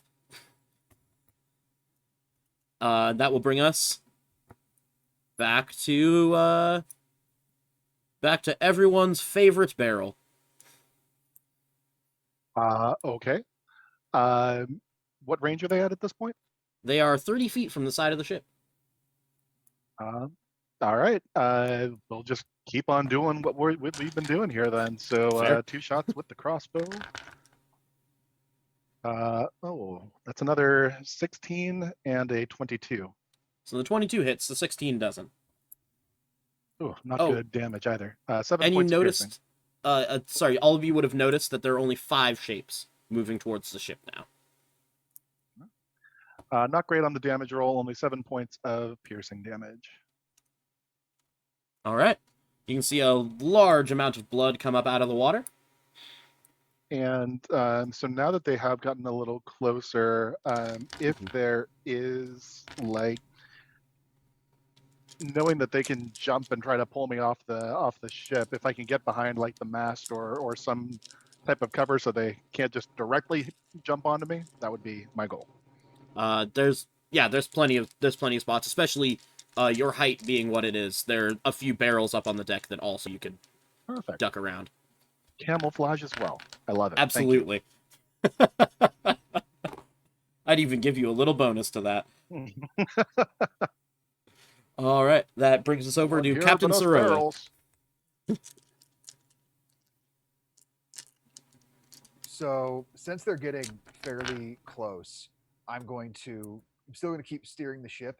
I'm going to drop concentration, however, on gust of wind. Mm-hmm. I'm going to look up to the skies and say, "Aye, let's see how they like taking this on for size." And dark storm clouds are going to appear above me, and I'm going to cast Call Lightning. Awesome. And whichever shark is the closest needs to make a dexterity saving throw as a bolt of 17 lightning streaks down at it. Yep. That's a natural 20. Cool. It'll take half damage, so it still takes. I rolled 16 damage, so halved to 8 points of lightning damage. So you all see the skies, and this was beforehand a clear, beautiful, sunny day. But these clouds very quickly seem to spiral up out of the ocean into make these deep, dark thunderclouds. And then a bolt of lightning zaps down into the water, and you can smell cooked shark. All right. Still the same number of shapes? You're pretty sure that the one you hit won't be moving anytime soon. Nice. That will bring us to Jazara, unless you have some, yeah, I was gonna say. Just gonna keep the boat on its same course, but now dropping lightning behind me. Right. Okay, I'm gonna soak, rinse, repeat of the giving myself advantage, and then shooting a shark. All right. Roll to hit. Shoot that shark! Shoot that shark! 28. Yeah. Mm-hmm. All right. We have all new D6s, so hopefully they'll do better. And this is why you have more than one set of dice, Nathan. Working on it. Telling you. Better. So These much are here better. for you as soon as we can be in person again, bud. Okay. 10, 15, 20, 23, 28. 28 damage. So Jazara, mad at not hitting a vital spot last time, zeroes in on this shark, and not to be outdone by the lightning. Fires this shot into the water, and you can see an eruption of blood up out of the water as damn it. Where's that Aqua Tarrasque? And you're pretty sure that there are only 3 shapes that you need to be concerned about. That brings us to Rick. How close are they now? 30 feet from the side of the ship. Actually, no, because the ship would have moved on Sirota's turn, so 50 feet from the side of the ship. Yep, it's going to fire another ballista shot. 22.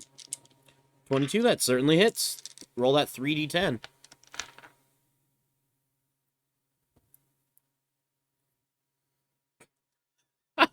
I didn't want to roll that d20 in there, but that's a pretty good roll on the 3d10. That's a 21. So you can see this bolt as one of the sharks is getting ready to breach and jump up onto the deck of the ship soon. Much like Fifi's background. Yeah. We'll just combine their movement in with the cinematic fun of this shot as the shark jumps up out of the water and immediately turns in midair, pierces it through with the ballista, and it falls back into the water and appears to be dead. Because you can definitely see that that one is shish kebabbed. Ooh. Shark kebab. Yep. Shark kebabbed. Fish kebabbed. Anything else from you, Rek? Well, now that's a much more appropriate shot now, isn't it? And then it's going to curse in draconic and infernal just because he can.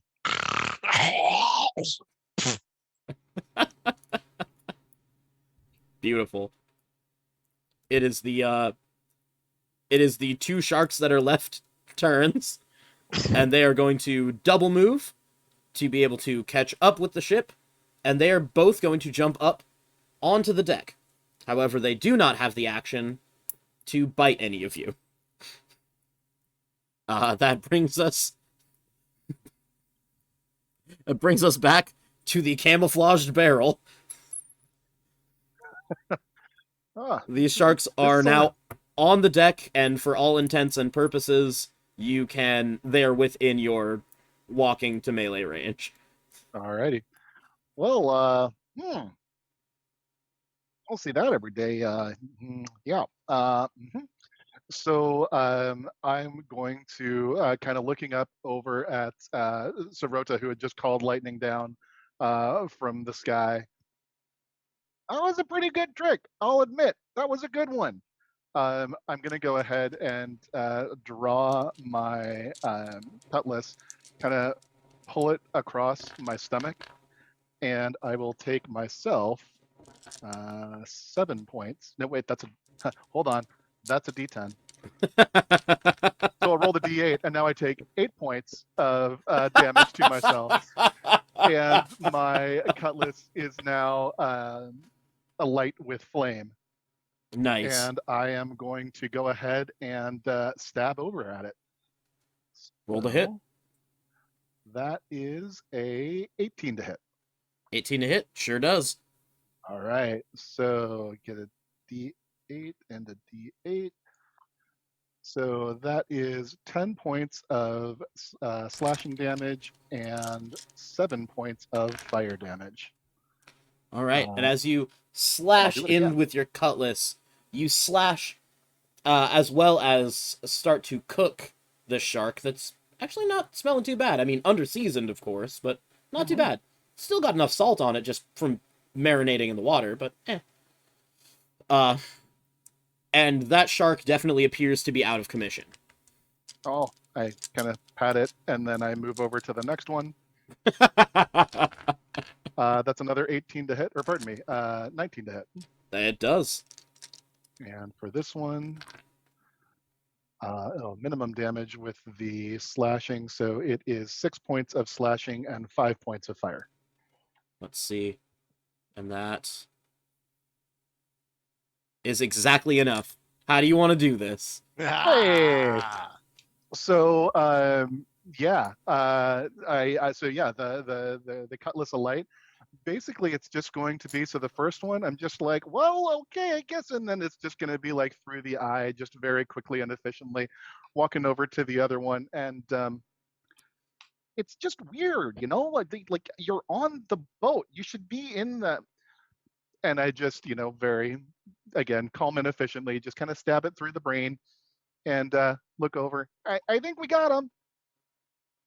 And with that, you are effectively out of combat, and the rest of your day's travel will be fine.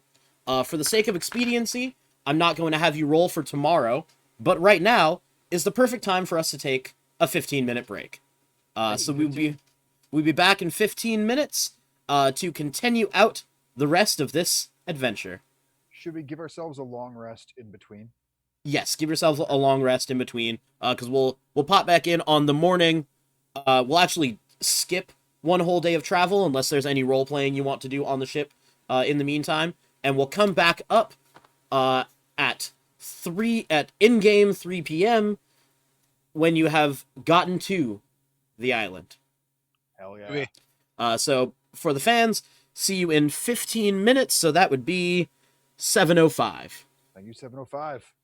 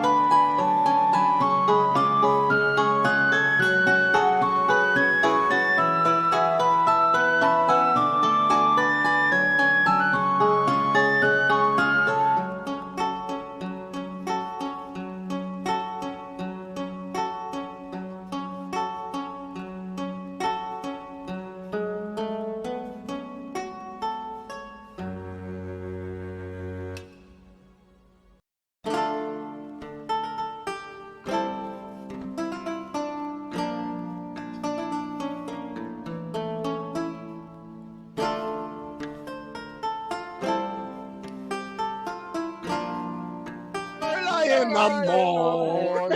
morning. Shave his face with a stick. So we're back.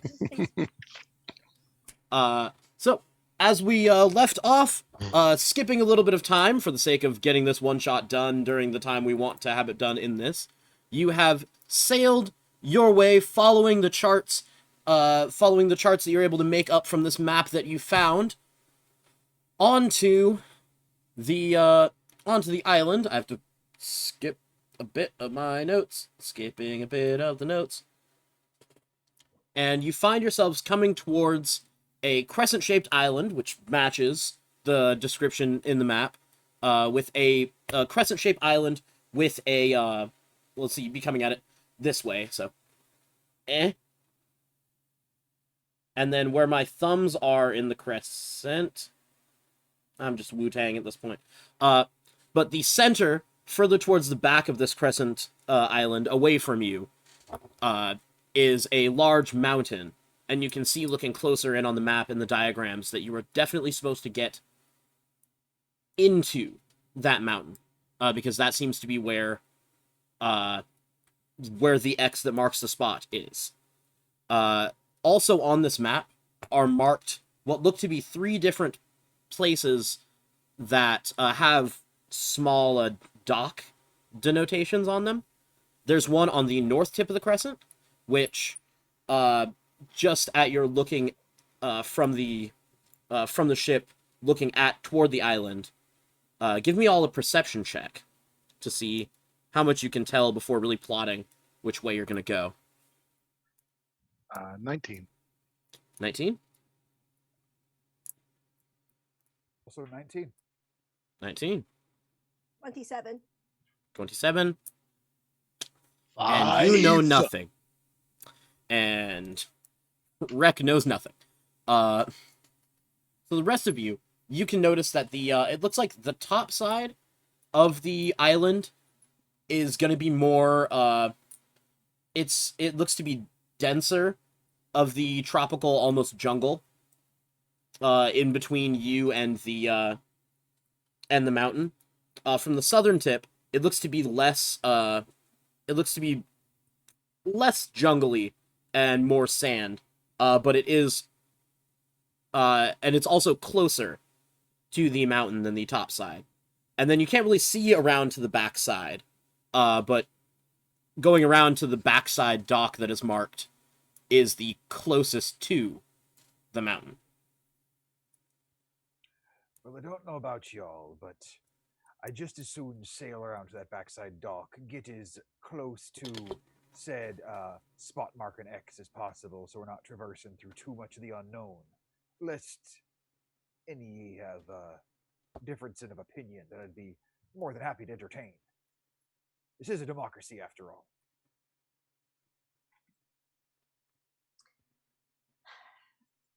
Well, if we do not like what the lay looks like back there, then we can come back around to the southern part. Mm-hmm. Yep. That sounds like. Mm-hmm. Yep. But yep. Both of you.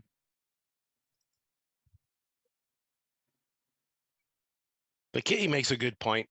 I think we stick with that backside dock nonsense, and let's just get this over with. 4 for 4, around we sail. All right, give me a quick survival with proficiency, because I looked it up, and that is the sailing stat that the official stuff wants us to use. Even if we're already proficient in survival? Yeah. Sweet. What was that, 16?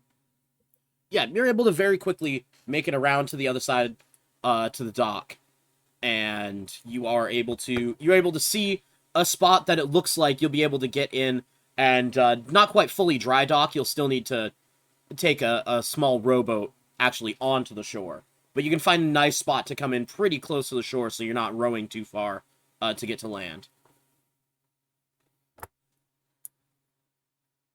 And then what's it look like here? It's not just like a sheer mountain.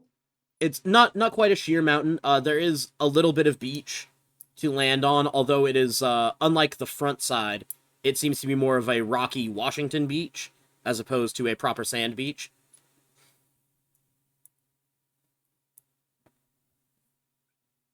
And does this keelboat have a rowboat that we can use? It certainly does. I want to get as close as possible, drop anchor, and make ready to the rowboat. Okay. Give me another survival check on the placement of the anchor. 10. Did you just say 10? Yes, I did. Okay. It's not ominous. You Okay. die. No, of course not. You believe the ship to be anchored. It seems like it's solidly into the rock that's in the ocean floor. And I mean that sincerely, not fucking with you. Like, you definitely are like, yeah, this anchor's solid. And you jump in the rowboat and head to shore. Too damn right.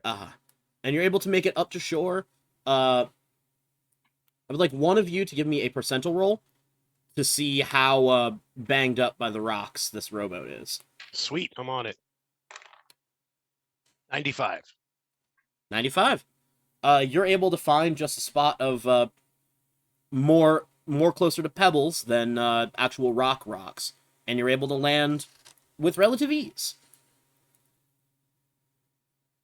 And you now see there's a bit of tropical forest in between you and the side of the mountain that the map seems to be indicating is the entrance.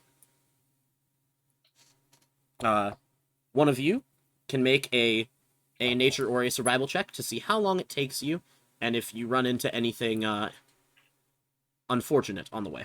Ooh, I would like to make that survival check. Go for it. 24. 24. So, following the guidance of Rec Flair, you head through this forest, being able to dodge. There's a point where there's a pit of quicksand that Rec very quickly is able to point out and just, that way, to be able to get around it. Although Rec just jumps over it. Doing Look dope much shit. lively. That quicksand will get you. Don't worry. Follow me. I'm the nature boy. There it is! And for doing what I've been waiting for, give yourself an inspiration point.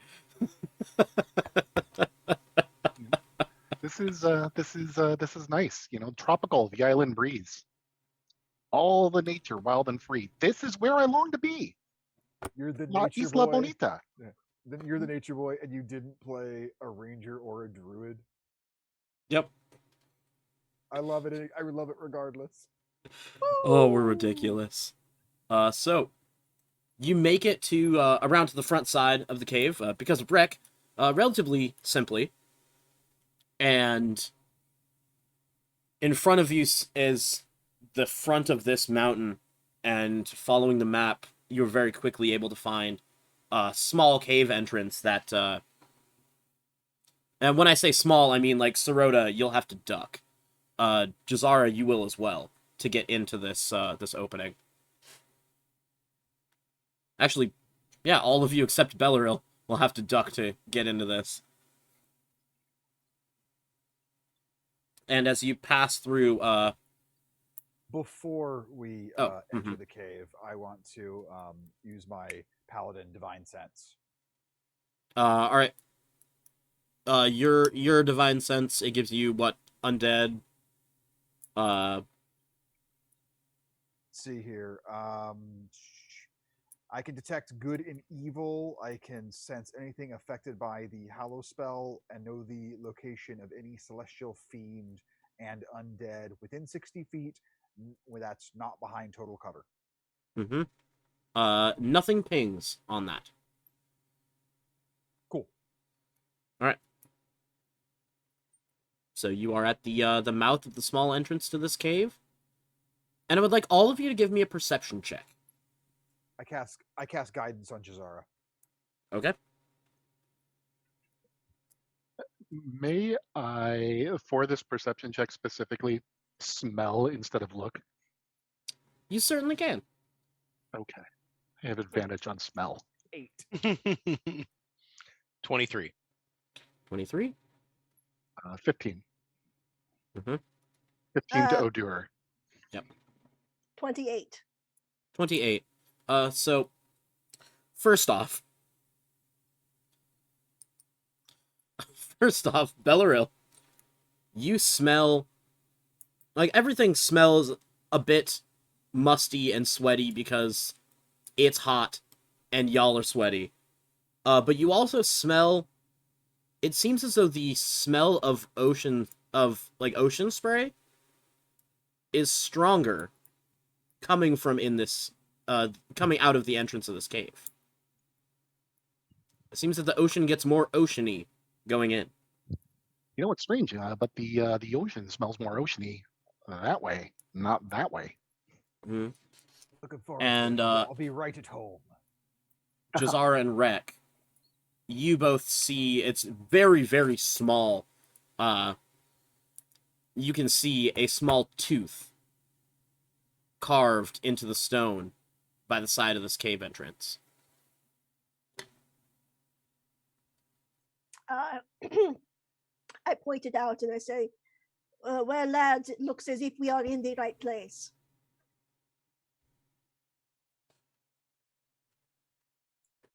As far as the oceany smell, fuck,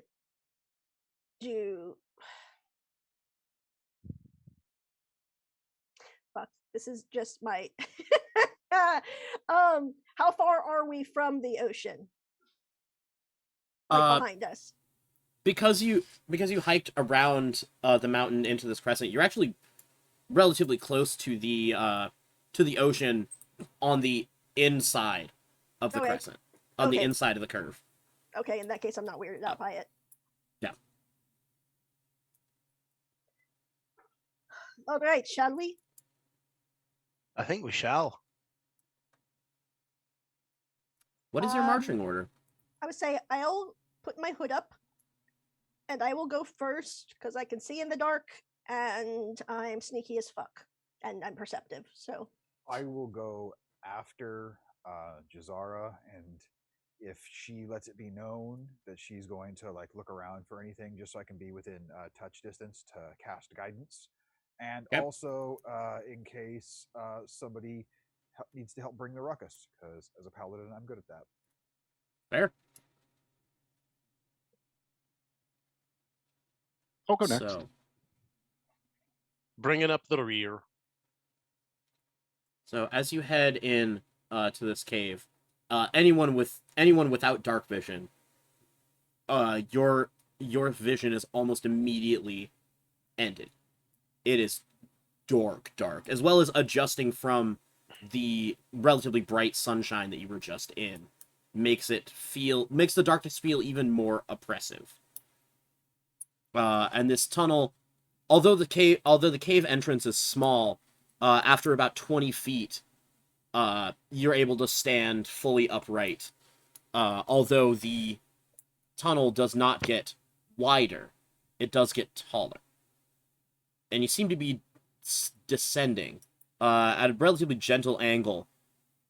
And this path seems to wind, unchanging, for a good 15 minutes of walking, 20 minutes of walking. And this path seems to wind around, slowly getting further down into the earth. And unless any of you have the keen mind feat, you would down this cave, you would have lost your bearings of even a remote guess as to where under this mountain you might be. Until,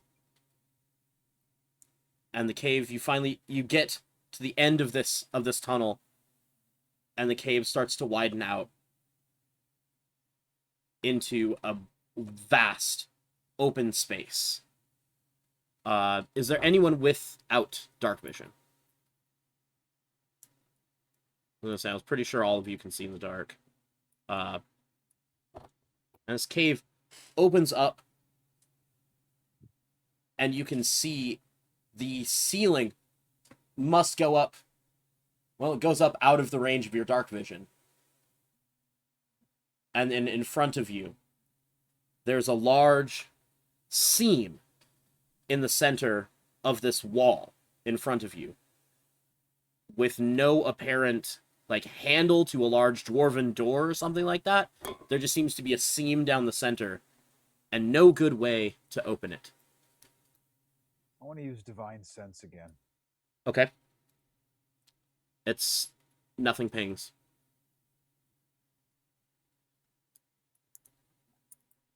I want to go take a look at this seam. Is there anything on either side of it, or does it look like there's any sort of markings from where some sort of pry bar may have tried to go in the middle of it, or a lever, winch, anything?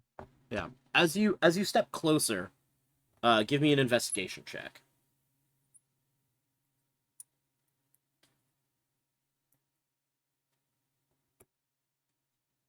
17. 17. As you get within about 20 feet of this seam,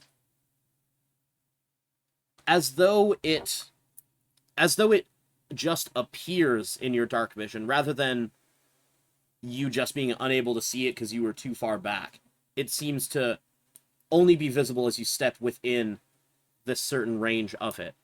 But you see, over to your right, a small lever, and above it, some words in Draconic are carved into the wall. Ooh. Any of you folks speak fancy languages? See a lever here, see a sign. It's got some, what I assume to be words on it, but not a single one of them says anything I can read.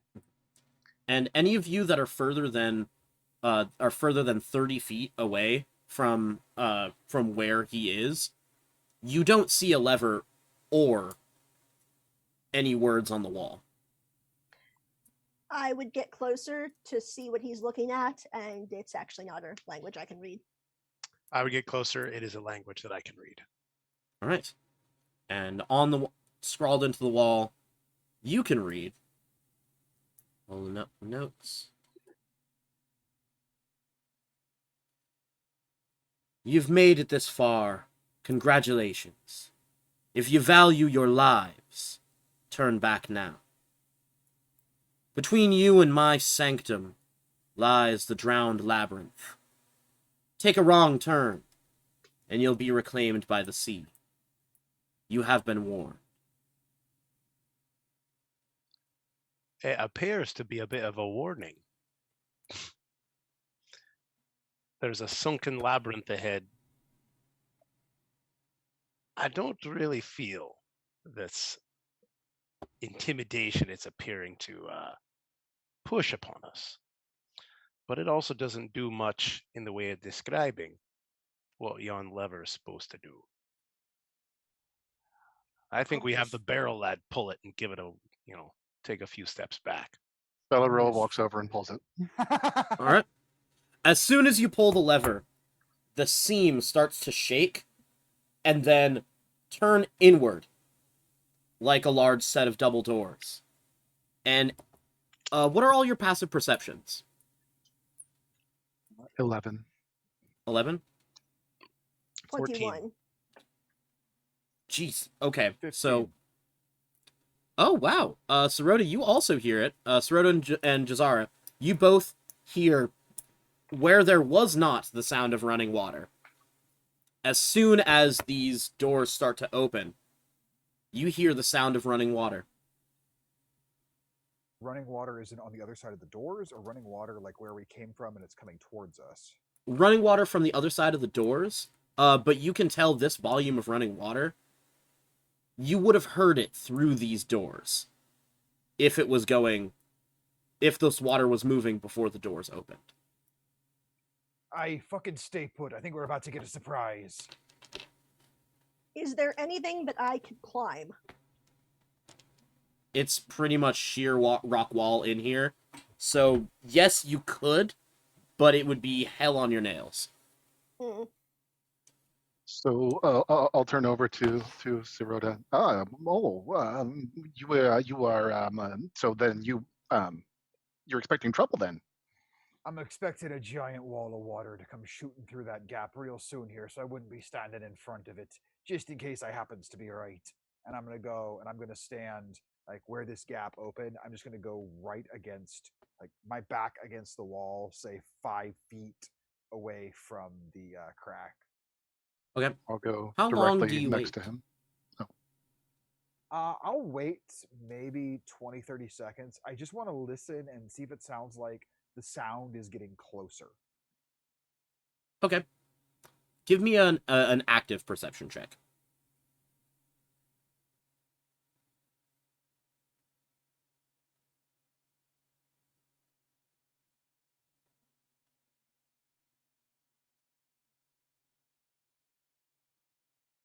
That is going to be 23. 23. You can hear now that the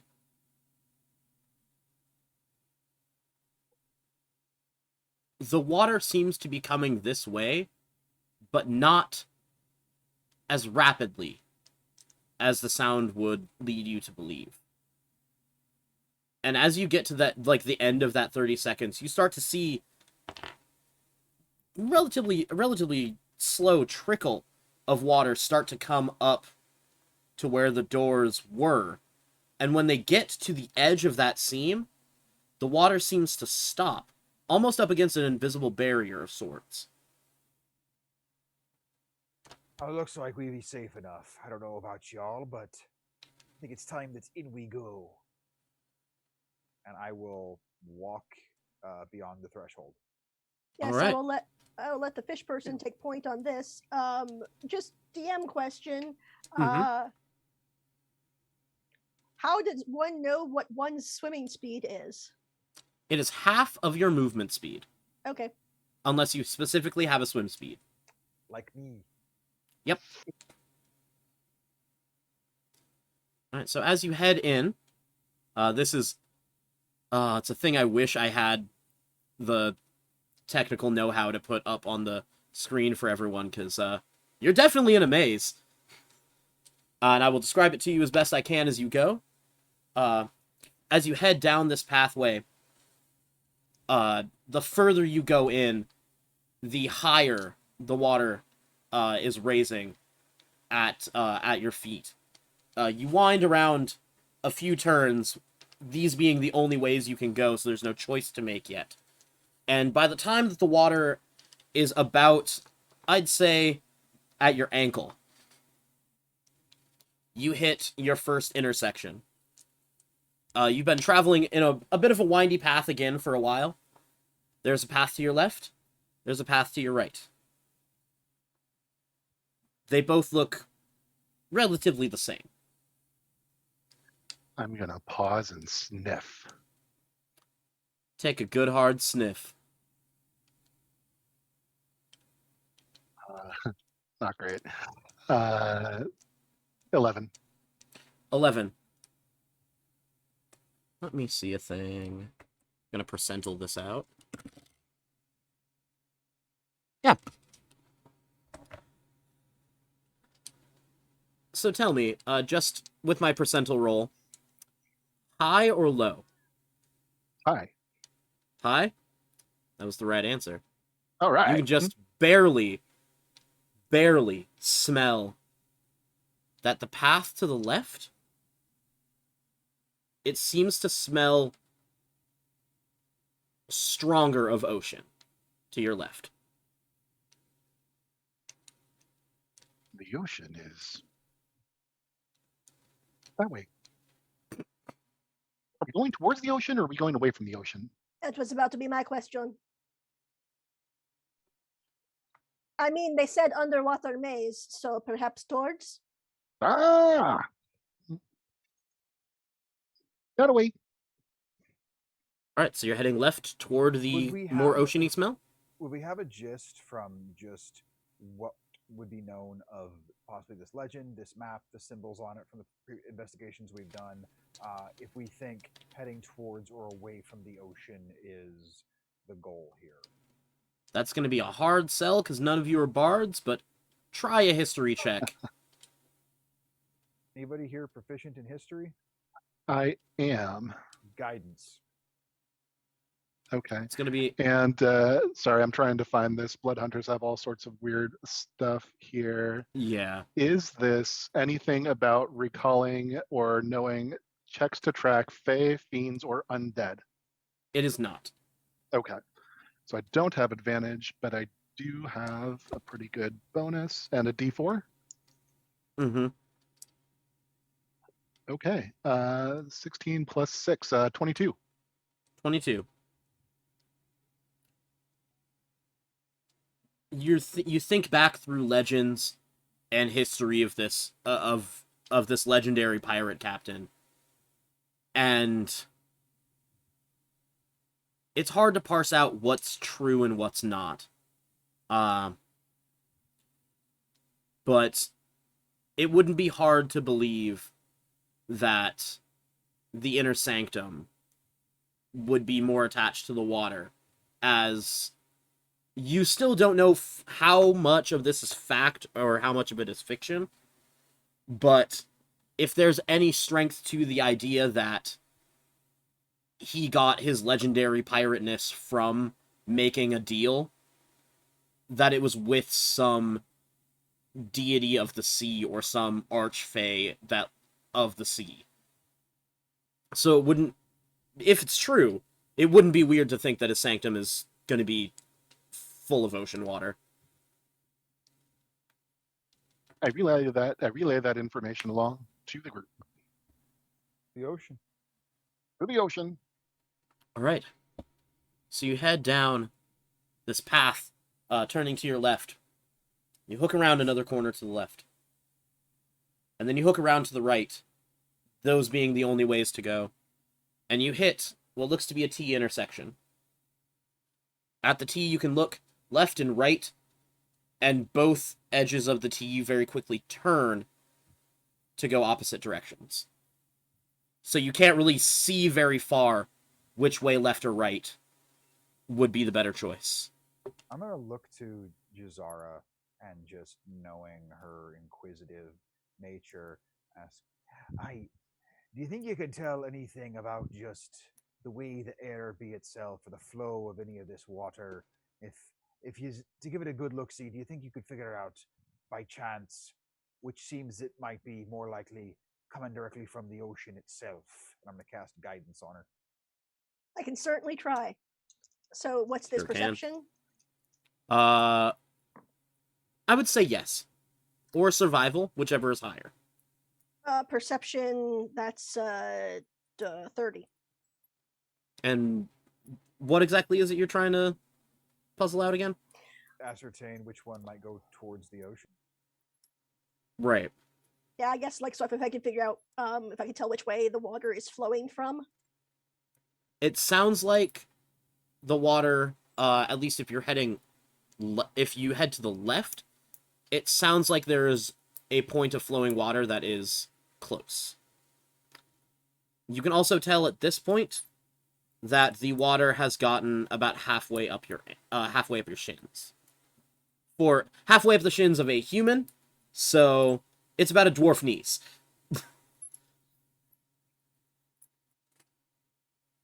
I relay this information to the group and say, so the left again, I believe. Yep. Sounds good. Yep. Okay. Yep. Following your That way. instincts have gotten us this far. Keep it up, kitty cat. So you head to the left, and then turn that next corner, and almost immediately you are met with a dead end with a hole in the wall where an amount of water is pouring out of. Well, now I guess we narrowed this down. We know to go the other way. I curse in like 3 different languages. It's fair. Well, that's quite the mouth you got on there, young lady. Do you speak Undercommon? Speak enough languages to know when someone's cursing their arse off. I do. Well, then you heard me curse my arse off in Undercommon. Oh, I lied. I'm sorry. I don't speak Undercommon. I do speak Primordial, though. Then you don't know a damn. So you backtrack your way, and then take the not only correct but right path, and you hit the next junction where a choice needs to be made. Again, left or right. And this Well, to the labyrinth, this labyrinth is surprisingly, almost magically, if you will, similar to the other spaces.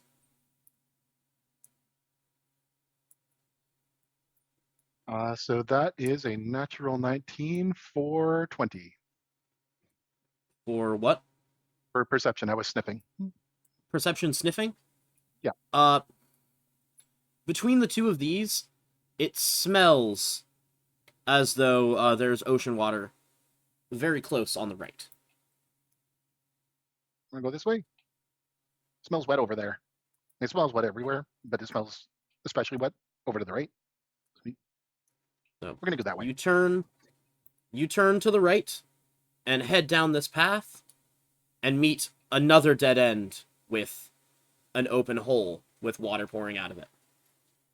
I believe I we've did say learned left. If the scent is close by, it's the wrong way to go. We're learning things. And so, you backtrack again, and you head further into this labyrinth. And the time that it is taking, at this point, Bellaril, you would need to be swimming. Oh, okay. Like, it's not really like swimming, but that like, okay, no, I'm still kind of above water. That nonsense thing, where it's definitely easier to swim, but some people don't. Like I hate, I hate to be maybe a little bit of an inconvenience here, but a little bit shorter. Hey, Sorota, you seem to be pretty good with the water. Mind if I like kind of get up on your shoulders a little? You can do that, but I'll do one better for you for right now, and I'm going to cast Expeditious Retreat on Bellaril. So as a bonus action, you can take the dash action. So basically, just increasing your movement speed for up to 10 minutes. Nice. Okay. Oh. Now you seem to be able to bob through the water as quickly as you were just walking on the land. All right. And I do actually have, just for FYI on this, my walking speed is 45. So I'm very quick. Yeah. But yeah, it's now 90, but back to 45. Yep.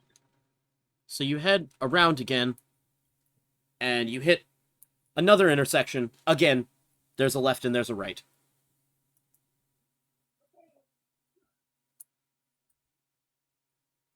Can Bellaril and Jazara work together by our powers combined? Because my perception is plus 11. Holy shit! I will give one of you advantage if you work together. Guidance. Okay. That is a 16 plus 11 is 27 plus 3 is 30. Jesus. 30. So between the two of you, you can smell and hear. You're pretty sure that another pipe is on the left.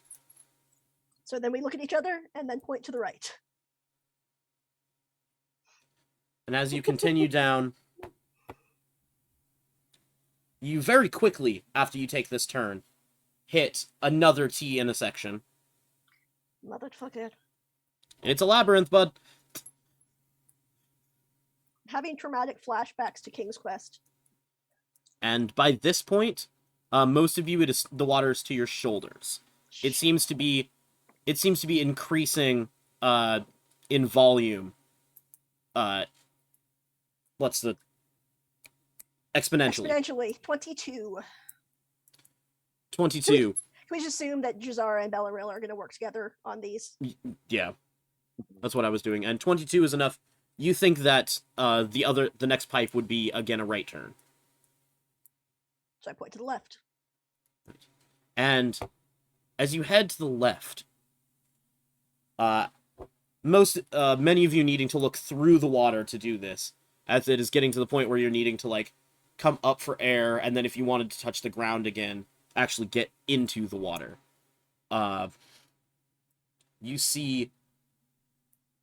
You come to what looks to be a dead end, like the others, but Nerd. this dead end does not have an opening for what would be a pipe. On the ground, there is what looks to be about I'd say about a 2.5, maybe 3 foot radius glowing blue portal.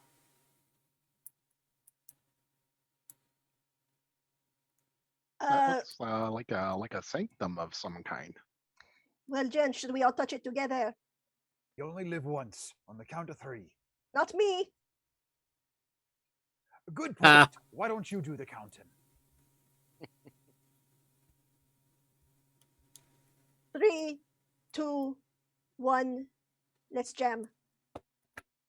And as all of you Sorry. shout out to Shanks that just got me that album on vinyl. Ba-dum.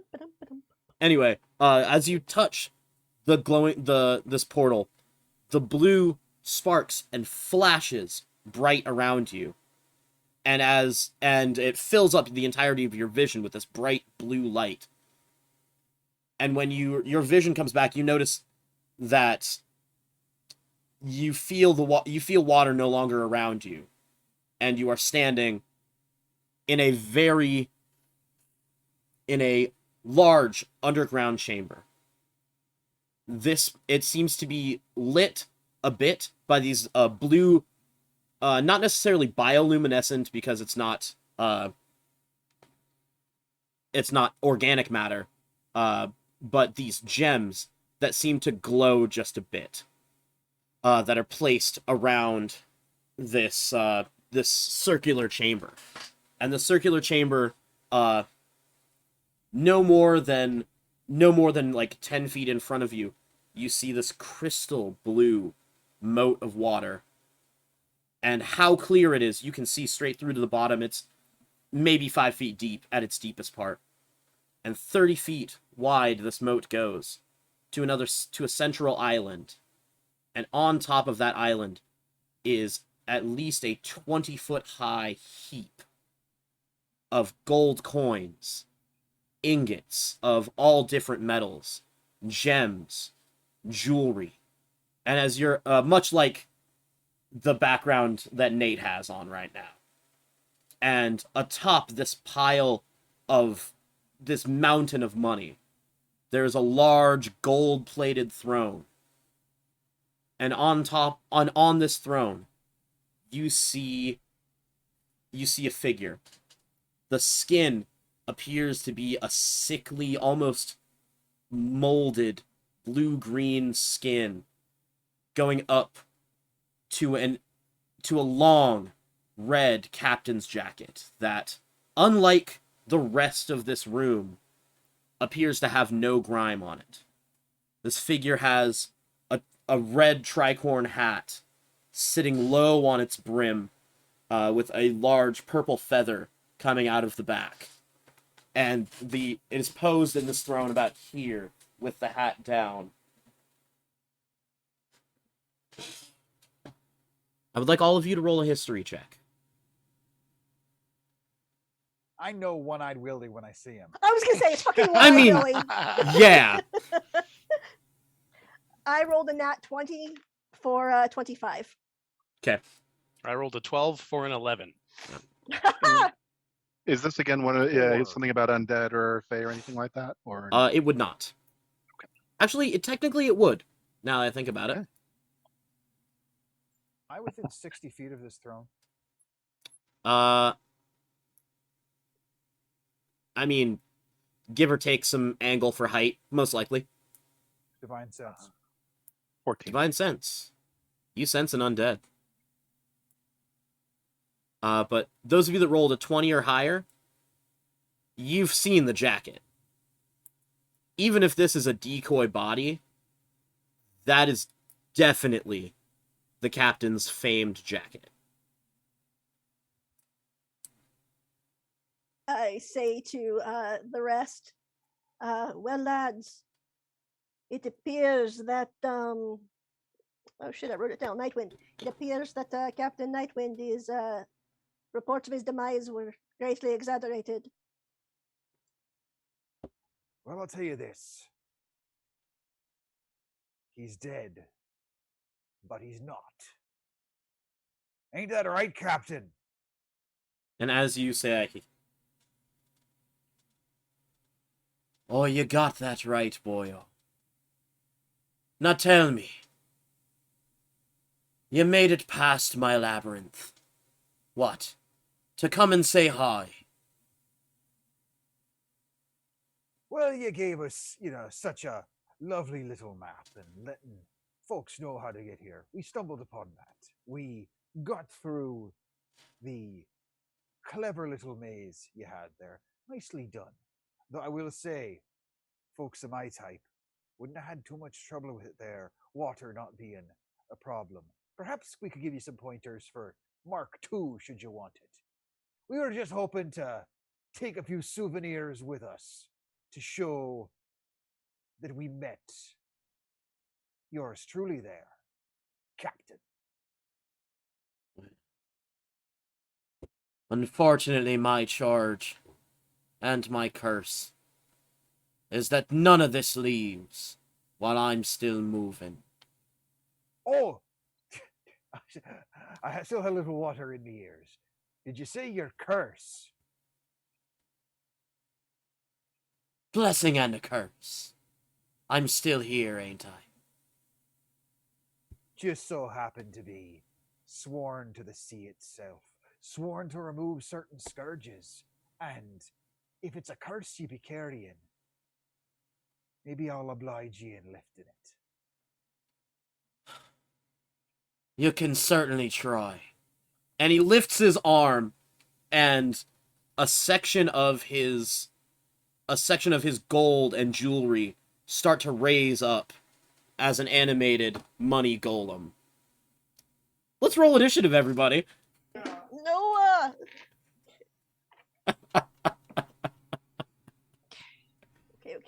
Okay.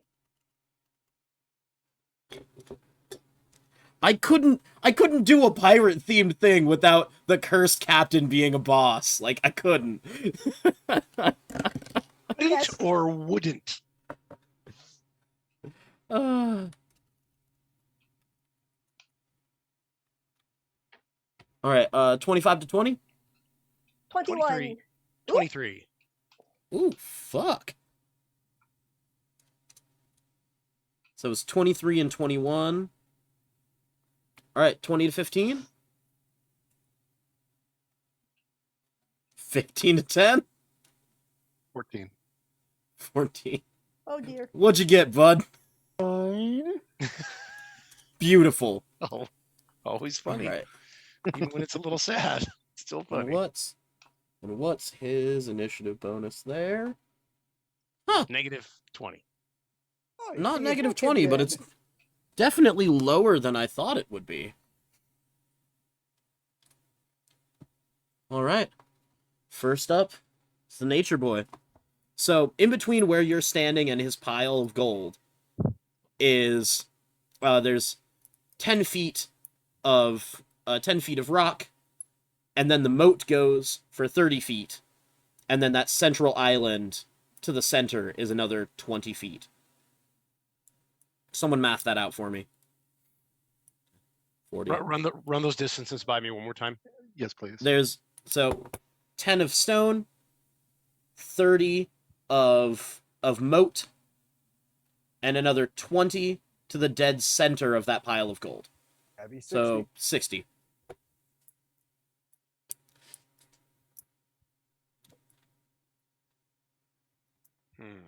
And you can see on top of that, and now standing, is the captain as well as his golem next to him.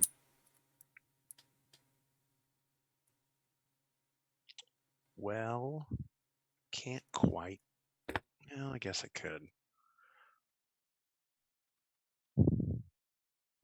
The expeditious. Oh wait. Yeah, the expeditious retreat on you, Bill, would still be active. Oh, nice.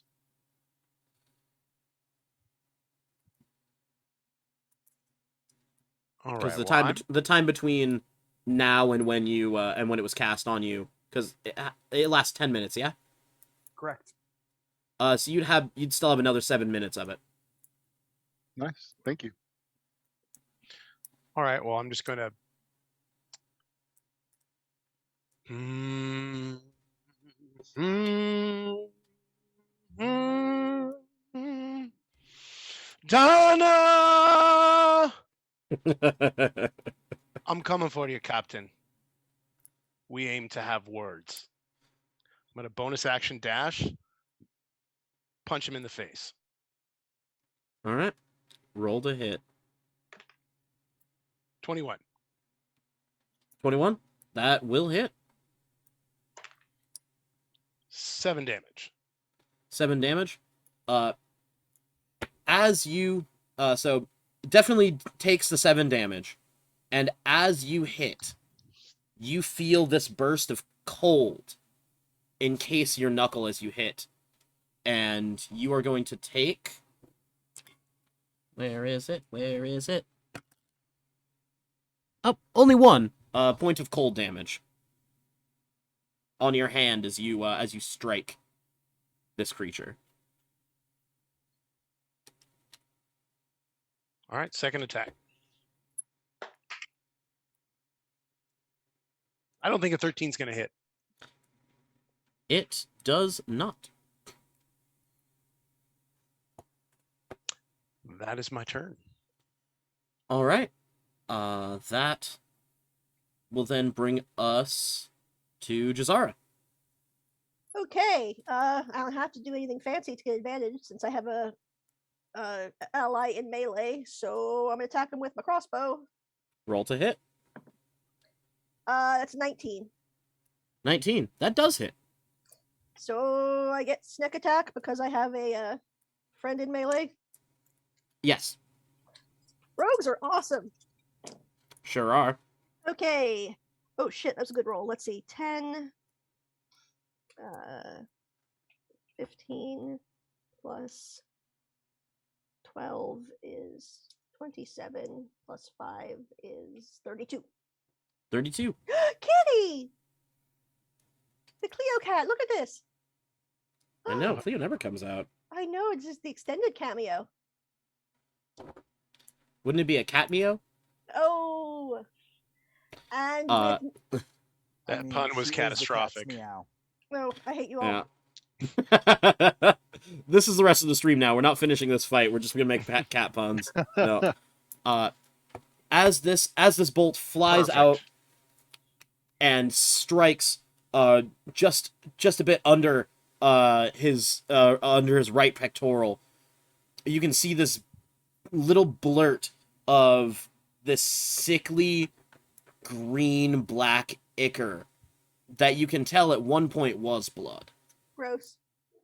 And he's going to use a legendary action to, and as he gets hit, I guess I'll have to take this seriously. And out of his back unravels this long tentacle.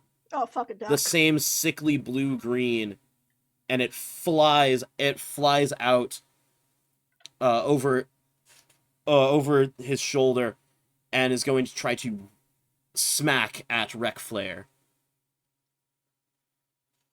Let's see. Does a dirty 20 hit you? Does not. Does not. Does not. Then Rec Flare is able to dodge out of the way of this tentacle that flies out at him. Well done. I still have a bonus action. Yes, you do. Because I have crossbow expert, I'm gonna use my bonus action to shoot it fucking again. All right. And that's a 19 to hit again. 19 does. But I don't get any snack attacks, so this is Nope. just going to be 9 points of damage. All right, and your bolt flies out and arcs into this tentacle, and more ichor starts to bleed down it. Is there anything that I can? Is there anything on this side of the moat that I can kind of get behind for some sort of cover? No, Okay. there really isn't, unfortunately. And that brings us to our Bell of Lost Souls. So I'm just gonna keep at it. No, it's all good. So I watch as this spectral tentacle appears on his back and whips out towards Rek. Oh, it's not a gonna spectral tentacle. Oh, it is It's a real just tentacle. gross. Yeah. All right. Even Just better. gross. So I look over and kind of cock my head over at him, and gotta say that was pretty neat trick. And with a bonus action, I activate hybrid transformation, and I am now a weretopus. So Yes! six more tentacles now erupt from my back. There's now, pardon, I guess it would be 4 because I have 2 arms and legs. And yeah. And I look over to Sirota. Hey, by the way, thanks for that extra boost. And with the boots of striding and sprinting, so I'm going to use, that was a bonus action to transform. Yeah. And then for my action, I am going to dash, and I run, and I jump 60 feet. Yep. My strength score is 10. It's doubled for the hybrid transformation, and then it's tripled for the boots. Wow. Yep. So I leap 60 feet over to him, and I just leap directly behind him. I don't have an action, but you're there. That's I'm waiting. fucking great. And so you jump over, and he's going to look kind of over his shoulder at you. Well, that was a neat trick. And it's now the captain and the golem's turn. Oh, Jesus. And the captain... Mr. Barrelman, I don't know how long you've been waiting to throw that little trick on the fire, but I'm glad you did. That's fucking disgusting. The captain is going to, off of his side, pull... off, or actually not off of his side. He's going to bend down and reach into the pile of coins and pull out this great sword that seems to be covered in barnacles. And is going to slash once at Rek Flair, and the tentacle is going to fly out and smack towards our agent of Belial. So let's see. So the great sword at Rek Flair does a 24 hit. 24 hits. Okay. You are going to take 7 slashing damage and 12 cold damage, as this frost seems to glide off the blade as it slices into you. And then Bell, does a 22 hit you? 22 does hit.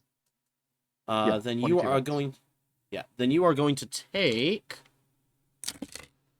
6 necrotic damage. Huh? And... Oh, wait, no. Sorry. 9 necrotic damage. I didn't see the little +3 over there. And then I need you to make a Constitution saving throw. Constitution save. 19. 19? That passes. So no worries. All right. But you still take the damage. Right. And that was 9 points of necrotic. Correct. As this tentacle, Got it, almost seeming to act independently of its master, comes out and whips at you. And you can feel this necrotic energy trying to drain some of you away as it hits you. And And then the golem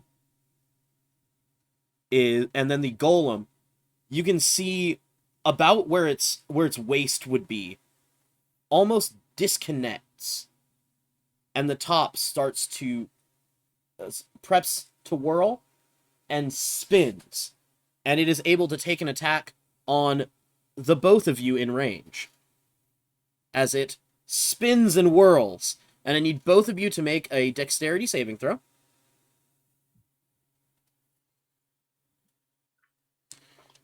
Ooh, that's a natural 1 for, 12. But That is a fail. 26. 26 succeeds, so you'll take half damage. So that's, let's see. Do you have evasion yet as a monk? Actually, you do. Pretty sure. But it is, yes, I do. 20 I do have evasion. okay. So it is 20 damage to Bell, and What kind of none damage is it? because, bludgeoning. Is it magical bludgeoning? It is not. All right. I am resistant to non-magical. Okay. Then, So 10 it's points. half down to 10, yeah. And that brings us to Sorota's turn. Get 'em. You got some nifty tricks there, Captain. But I got one of me own, and I'm going to run towards this moat, leap up over it, and then once I am about 5 feet over it, I'll cast Misty Step to clear the rest of it. That would be Misty Step plus the rest of my movement will add up to 60 feet to get up with the captain. And then Bellaril, you appeared on the opposite side of him, right? Mm-hmm. So would I be able to, with 2 of my allies up on this guy, get flanked to get some advantage? You absolutely would. So as I'm running up to him, I pull this what looks like some sort of massive crustacean carapace off of my back in one hand as my shield, and then my hooked battle axe in the other, and I'm going to take 2 swings on the captain. Roll to hit.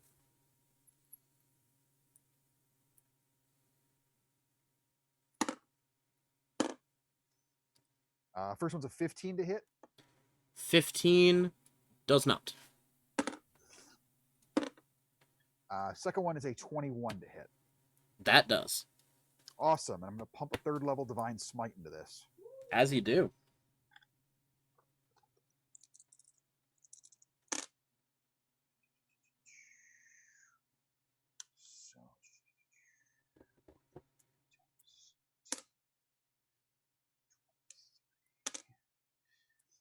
Alrighty. So the captain is going to take 9 points of magical slashing damage and 23 points of radiant damage from the Divine Smite. Ow. Ow. Nice. He is going to use... Oh, wait, no. Wait, yes? No. Yes? Yes. He's going to, at getting hit by that, and that radiant energy burning into him, he is going to use 3 legendary actions He's already used to one. turn... Oh, no, he had his turn. Never mind. Yeah. He had his turn. He gets him all back. Yep.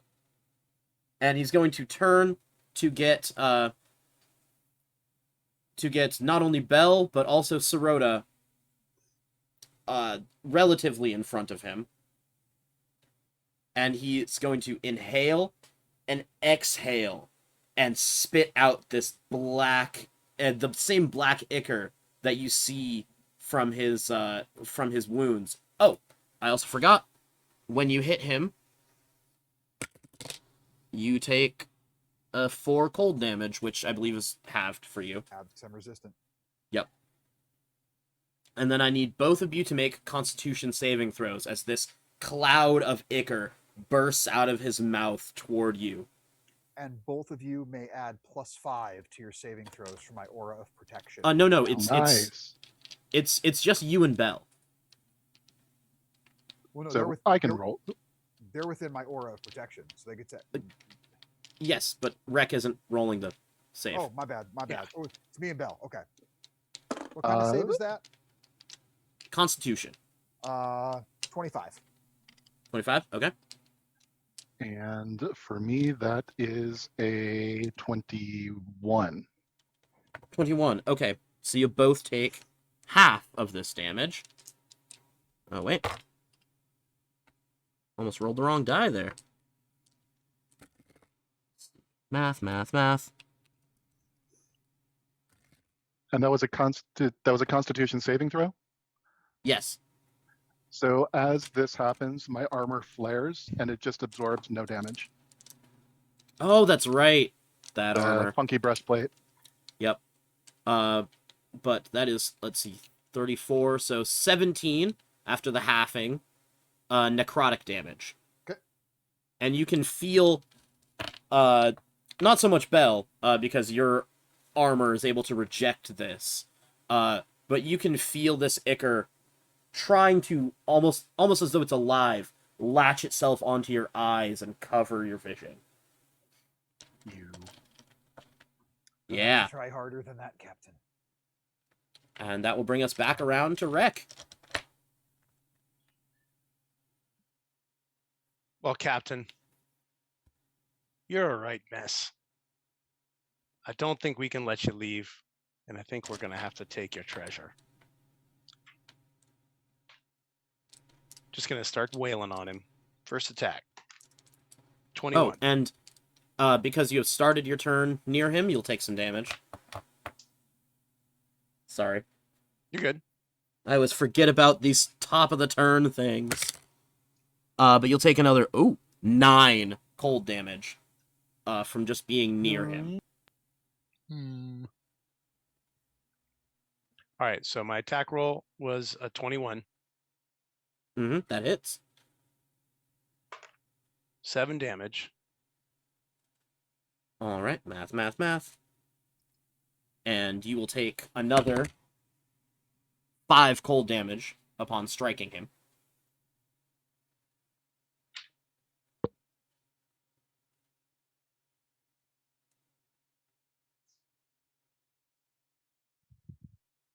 Anything you'd like to do? Yeah, I'm just am I within am I also engaged with the money golem? Technically you would be, yes. Oh, and I apologize, that attack should have been an advantage, so roll to see if it's a crit. It is not. Okay. All right, I'm going to attack the money golem with the second attack. Okay. Roll to hit. 14. 14. That does not hit the money golem. Okay. All right. Well, we are now going to flurry of blows. Yay! First on the money golem. That's a 17. Money. 17 does hit. We'll make this a stunning strike as well. Yeah, you will.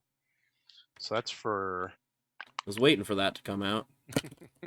that's for 10 damage. 10 damage. And what's the save? Where did I get to?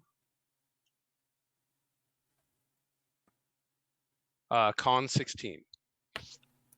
That is a saving throw of, let's see, it's 12 on the die, so plus... That is a save of 16. All right. I'm also going to spend an additional key point. So the money golem is now analyzed. So whenever it Extract misses me, aspects? extract aspects. Also, if there's any, I learn damage vulnerabilities, damage resistances, damage immunities, and condition immunities. Mm-hmm. So, it's a big list. It is vulnerable to lightning. It is immune to cold and poison, as well as it is immune to being charmed, exhausted, frightened, paralyzed, petrified, and poisoned. I relay all that information to everybody else. If anybody's got any sparklies they can throw at this giant walking bank extraction, that would be efficient. Well, if you should be one thing, you should be efficient. Love what you do, you'll never work a day in your life. Second stunning blow on Captain Fancy Pants. Roll to hit. 17. 17 hits. Also going to make this a stunning strike. Okay. That is a 24. That saves. So 14 damage and also going to extract aspects. Okay. 14 damage. You're going to take another 4 cold from striking him. But I wasn't able to say it because so many other things were going through my head. But he's looking battered, bruised, bloodied. The captain, and the extract aspects on the captain is immune to poison, the condition, and the damage. That is it. And don't try poisoning this wee little booger. Ain't gonna work. All right. That's my turn. Any other dope monk shit? No. All right. I'm out of dope monk shit to do so far. All right. That brings us to Jazara's turn. Okay, I am going to use Steady Eye to give myself advantage, and then I am going to take a sharpshooter shot at the captain. Okay. So, -5. Okay. Oh, that's funny. 13 plus 9 is 22. That will hit. Roll damage. And this is sneak attack because, like, all my allies are there. Yep. This is gonna be rad. There, big money, no whammies. All right. Fuck a skill. 6, 10, 20, 25, 26, My money goal. 7, 28, 29, 30, 31, 41 points. 41, you said. Mm-hmm. That's impressive. As this bolt, aimed perfectly, goes directly into his neck, and the bolt flies out of his neck, and also piercing the tentacle. Both bleed profusely. The captain... Oh, I'm taking you down with me. You have to catch me first. Anything else? Nope, can't move because of the steady hand thing. So that's Yep. it. All right, that brings us to Bell. As I hear Rek calling out, anybody got anything sparky? You see two of the tentacles from my back just smack into my chest. Taking 4... starting your turn next to the captain, you take 7 cold damage. Yep. Okay. But I take 4 points of crimson right damage, and Yeah. the tendrils come away from my chest, now arcing with lightning. And I am going to Bloodhunters is move so cool. around. If I can, I'd like to try to flank the money golem with Rek. You can. This'll You'd be able, probably you'd get have AO. to. Yeah, you'd definitely take an AO from the captain to do it. It's fine. All right, he's gonna swing out at you with the tentacle, and that is a 23 to hit. 23 to hit, and just for fun, I'm going to use my... Is this Blood Maledict? Yeah, it is. So as a reaction, Blood Maledict, Blood Curse of the Eyeless, I am going to roll a d8, and I subtract 7 from its roll. Okay. So yeah, What was that math? so That was... it was a 23, I think. Yes, 23. So that brings it down to 16, so it does not hit. All right. So the tentacle whips out at you, and you can see a bit. You can see a bit of Bell's own blood, spurt out of the bruise that he gave himself with his tentacles, and just this tiny bit squirts out and is powerful enough to knock the tentacle off target. Nice. And then yeah, so running on 2 of the tentacles down below me, I am going to run around and flank the treasure golem with Rek. And then I'm going to throw these tentacles at him. So I'm going to make 2 unarmed strikes. Mm-hmm. That is a 22 and 23 to hit. Those both hit. And it is going to take... so on the rolled low. So I'm going to do 8 points of slashing damage. Mm-hmm. And unfortunately, I only rolled a 1 on the die. So 1 point of lightning damage. Well, 2 with that vulnerability. There you go. So that's movement action, bonus action. Yep, that's it for me. All right. That brings us back to the golem and the captain. And roll to see if they get their fun things back. Oh, the golem does. So the golem, who I'm gonna set down because I need my other hand. The golem, you can see a little bit of arcane energy spark up in that little spot at its waist where it split apart last time. And it is going to spin once more and attack all 3 of you with whirl. So I need a dexterity saving throw from all 3 of you in combat. In melee combat, I should say. You're still within 10 feet of me, so Rek gets a +5 to his deck. Yep, Huzzah! you all would. Yeah, you all would get that that aura plus. Am I close enough? Okay, You would be, yes. Sweet. it's good because I rolled a 4. Oh boy, So dirty 20. dirty 20. 32. All right, you'll take half. You'll take half. I'll take. Is this? Oh wait, Dex save, it's Ivy dex, Vision. so you'll take none. Fucking months. Soul, what'd you roll? I got an 18. 18. That saves, so you'll take half as well. That is 19 half, so 9. The 2 of you will take 9 damage, and our lovable monk will take none because dope monk shit. And then the captain is going to strike twice, because he really isn't liking that you also have tentacles. We all have tentacles. And is going to... Actually, no.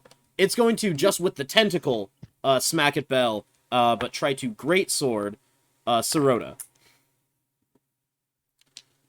So that's, Sirota, that is a 22 to hit. Oh, yeah. And, let's see. The tentacle is a 25. That definitely hits. Okay. Then I need a Constitution save from you, Bell. And... +5. Wow, natural 20, that's 31. Okay, then you will resist it. You'll still take the damage, but... I will not. Oh, because of your Is armor. Is that actually, wait a minute, that isn't a... No, because Constitution saving throws, yeah. I mean, you still get hit, but... Yeah. So that's... God, why can't I find my dice today? So the tentacle is going to smack you for 7 necrotic damage, and you will once again resist the pull of it trying to drain you. The greatsword, the captain will... Oh, the power of the sea won't help you with me. And slashes down, and as he connects, you are going to take... 9 slashing damage. 9. And significantly more. 17 cold damage, cut down to 8. And that is going to be their turns. Yeah, just real quick, I realized I think I am doing that breastplate wrong. I'm looking at it again. So if the Constitution save allows me to take half damage, I would take no damage. Okay. So just for future. Gotcha. Thank you. And that will bring us to Sirota's turn. And I take some damage from the captain at the top of my turn. You sure do. It will be whatever the D10 says. once I find where I put my D10. The D10 says 5 cold damage drops to 2. Excellent. That's a nice trick there. Let me show you what I got. And I'm gonna go full fucking paladin on him. So for my bonus action, I am going to cast Wrathful Smite. And I'm Okay. gonna take 2 swings with my battle axe. Okay. First one is a 25 to hit. That'll hit. Awesome. I'm gonna pump a 3rd level Divine Smite into this as well. Yeah, buddy. And he's undead. Yep. Nice. Oh, he is. Nice. So I forgot to add the extra D8 last time. I'll add it this time around. Oh, yeah. That's my bad.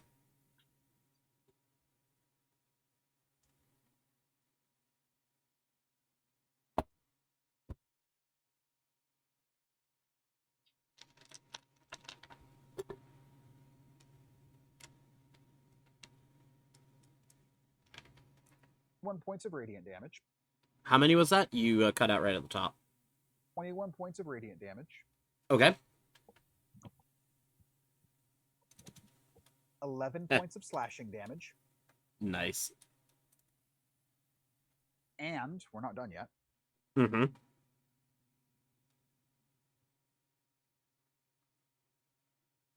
And 3 points of psychic damage. And I need him to make a wisdom saving throw against me, DC 17. He's gonna just legendary resistance it. Oh, but I wanted him to be afraid of me. That's okay. Nope. Here comes my second attack. Well, no, because you said 3 psychic damage, yeah? Yeah. How do you want to do this, lad? As I sink the battle axe deep into his chest, you betrayed the seas, Captain. You gave yourself over to a deeper power. But this little orb is more water than it is land. Back to the depths with you.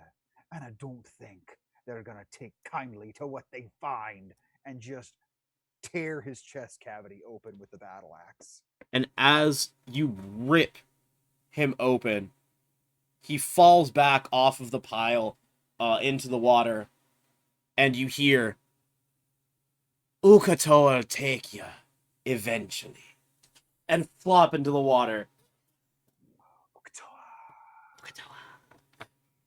Well, since I still have my second attack, I'm going to shimmy on over to that money golem and take a swing. Just gonna shimmy on over to the golem. Gonna do a golem shimmy? Like you do. That's a natural 19. Pretty sure that hits. Yeah, it sure fucking does.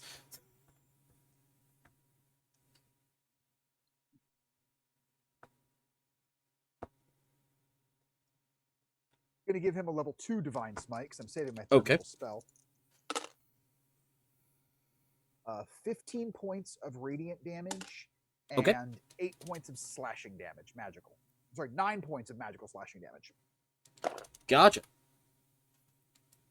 And you can, as you carve with your battle axe again, you're less slashing into it and more just knocking chunks of money and jewels off of it. And it doesn't like that. That brings us back around to the nature boy himself.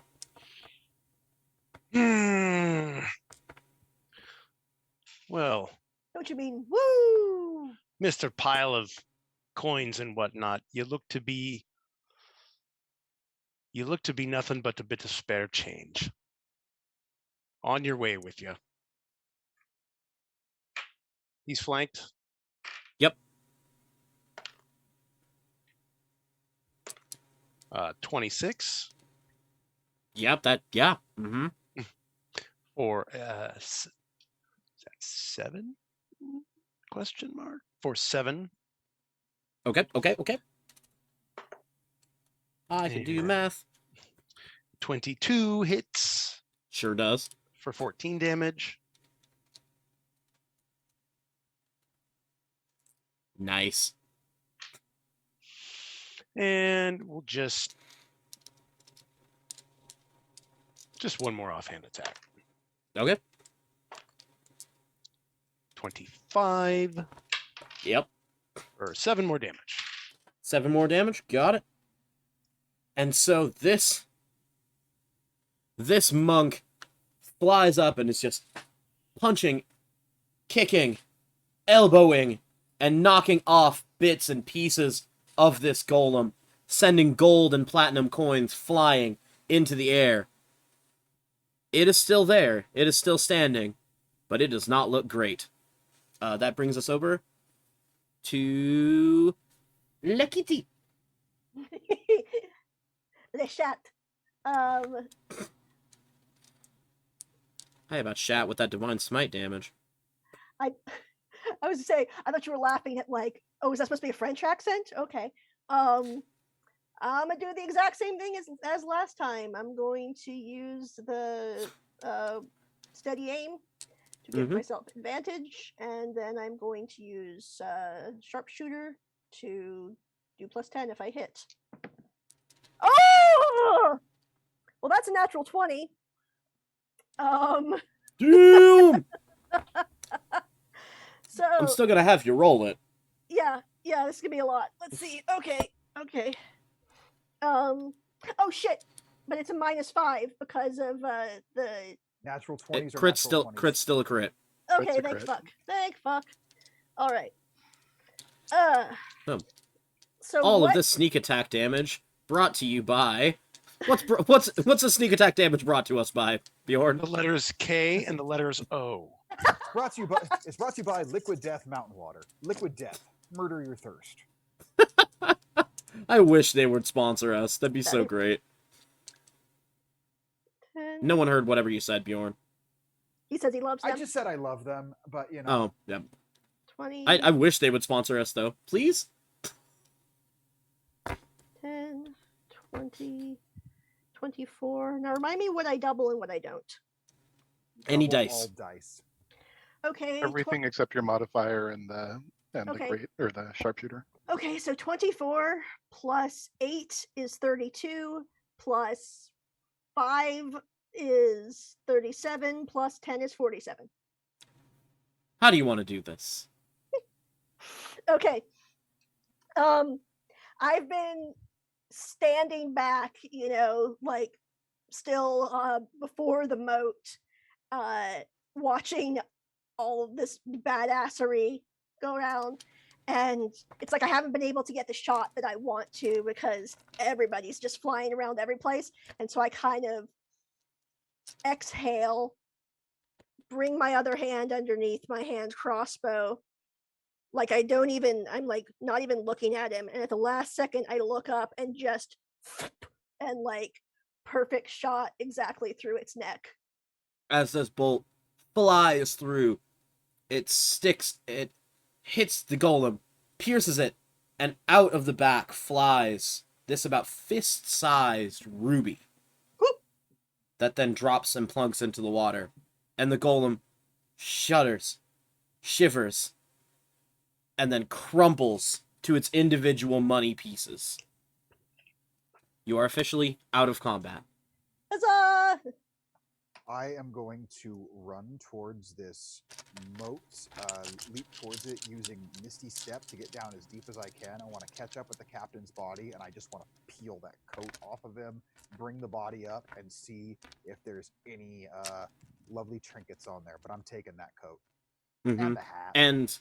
And we'll get to all of the treasure that these characters get if we end up using them again offline, because this took just slightly longer than I planned it to, so I'm going to expeditious retreat on the denouement, so to speak. Now, if you remember, so you gather up all of these funds through a variety of magics and bags and different magic items that you find also within this pile of treasure, and are able to get it all, at least on the way out, back to your borrowed ship. And as you are lugging everything, most of it on an invisible floating disc, that you were able to find a wand that conjures up such a disc. And you get back out to where your rowboat is, and you find your rowboat. I need everyone to give me a perception check, and I need one of you to give me a percentile roll. Perception of 13. 13? I'll do the Okay. percentile. Natural 20 on the perception for 21. Okay. Yeah. 21 for me as well. 13 Okay. on the perception, and the percentile is 43. 43. And my tentacles have gone back inside. Yeah. So you still have your rowboat there, and as you're standing there on the beach with this mound of money floating on a disc behind you and all in your backpacks, you look up, and you can see out in the distance your borrowed ship floating away. I gave it a 50-50 chance on here, because what I had was one place, it was for sure that your boat would leave. Another place to anchor, it would be for sure there. This one was 50-50. So, if we pick up with these characters ever again, I'd love to hear how you got off this island. But that is how we're going to wrap up this episode of the one-shot. Thank you all for being here with us. I'm gonna finally get back to the page of all the things. Thank you for being here with us for this adventure. And as always, because we want to get that internet money, please do all the internet things. So we can get Twitch Daddy's money, so we can get YouTube Daddy's money, and spend more money on this lovely, lovely campaign and show that we do. I just want to applaud all of our players, the lovely Bjorn Whitney, the lovely Fifi, the incomparable Nathan, and the magical Jamie. We've been as a group playing together for so long. It's so much fun to once again be on this side of the DM's board with all of you. But thank you so much for being here and playing. Thank you so much for watching either live or in the future on our YouTube channel, which I'll probably pull this up on about Wednesday is when I'll throw it up on there. Sounds right. Do we have any other announcements, Bjorn? I don't think so. We'll be announcing more about our next one shot for June, probably on this Thursday's show. So tune in for that. It's going to be awesome. Yes, yes, please. That was the thing. Please tune in for our regular show, unless internet dies, Thursdays at 5:30. We do our talk show for an hour, and we're still going to try and keep up doing a one-shot each month, and we'll keep everything posted on our Facebook page, and maybe we'll even pretend to post more on our Instagram someday. We'll think about it. But for now, see you next Thursday, and what do we always say? Do something nice for yourself this weekend.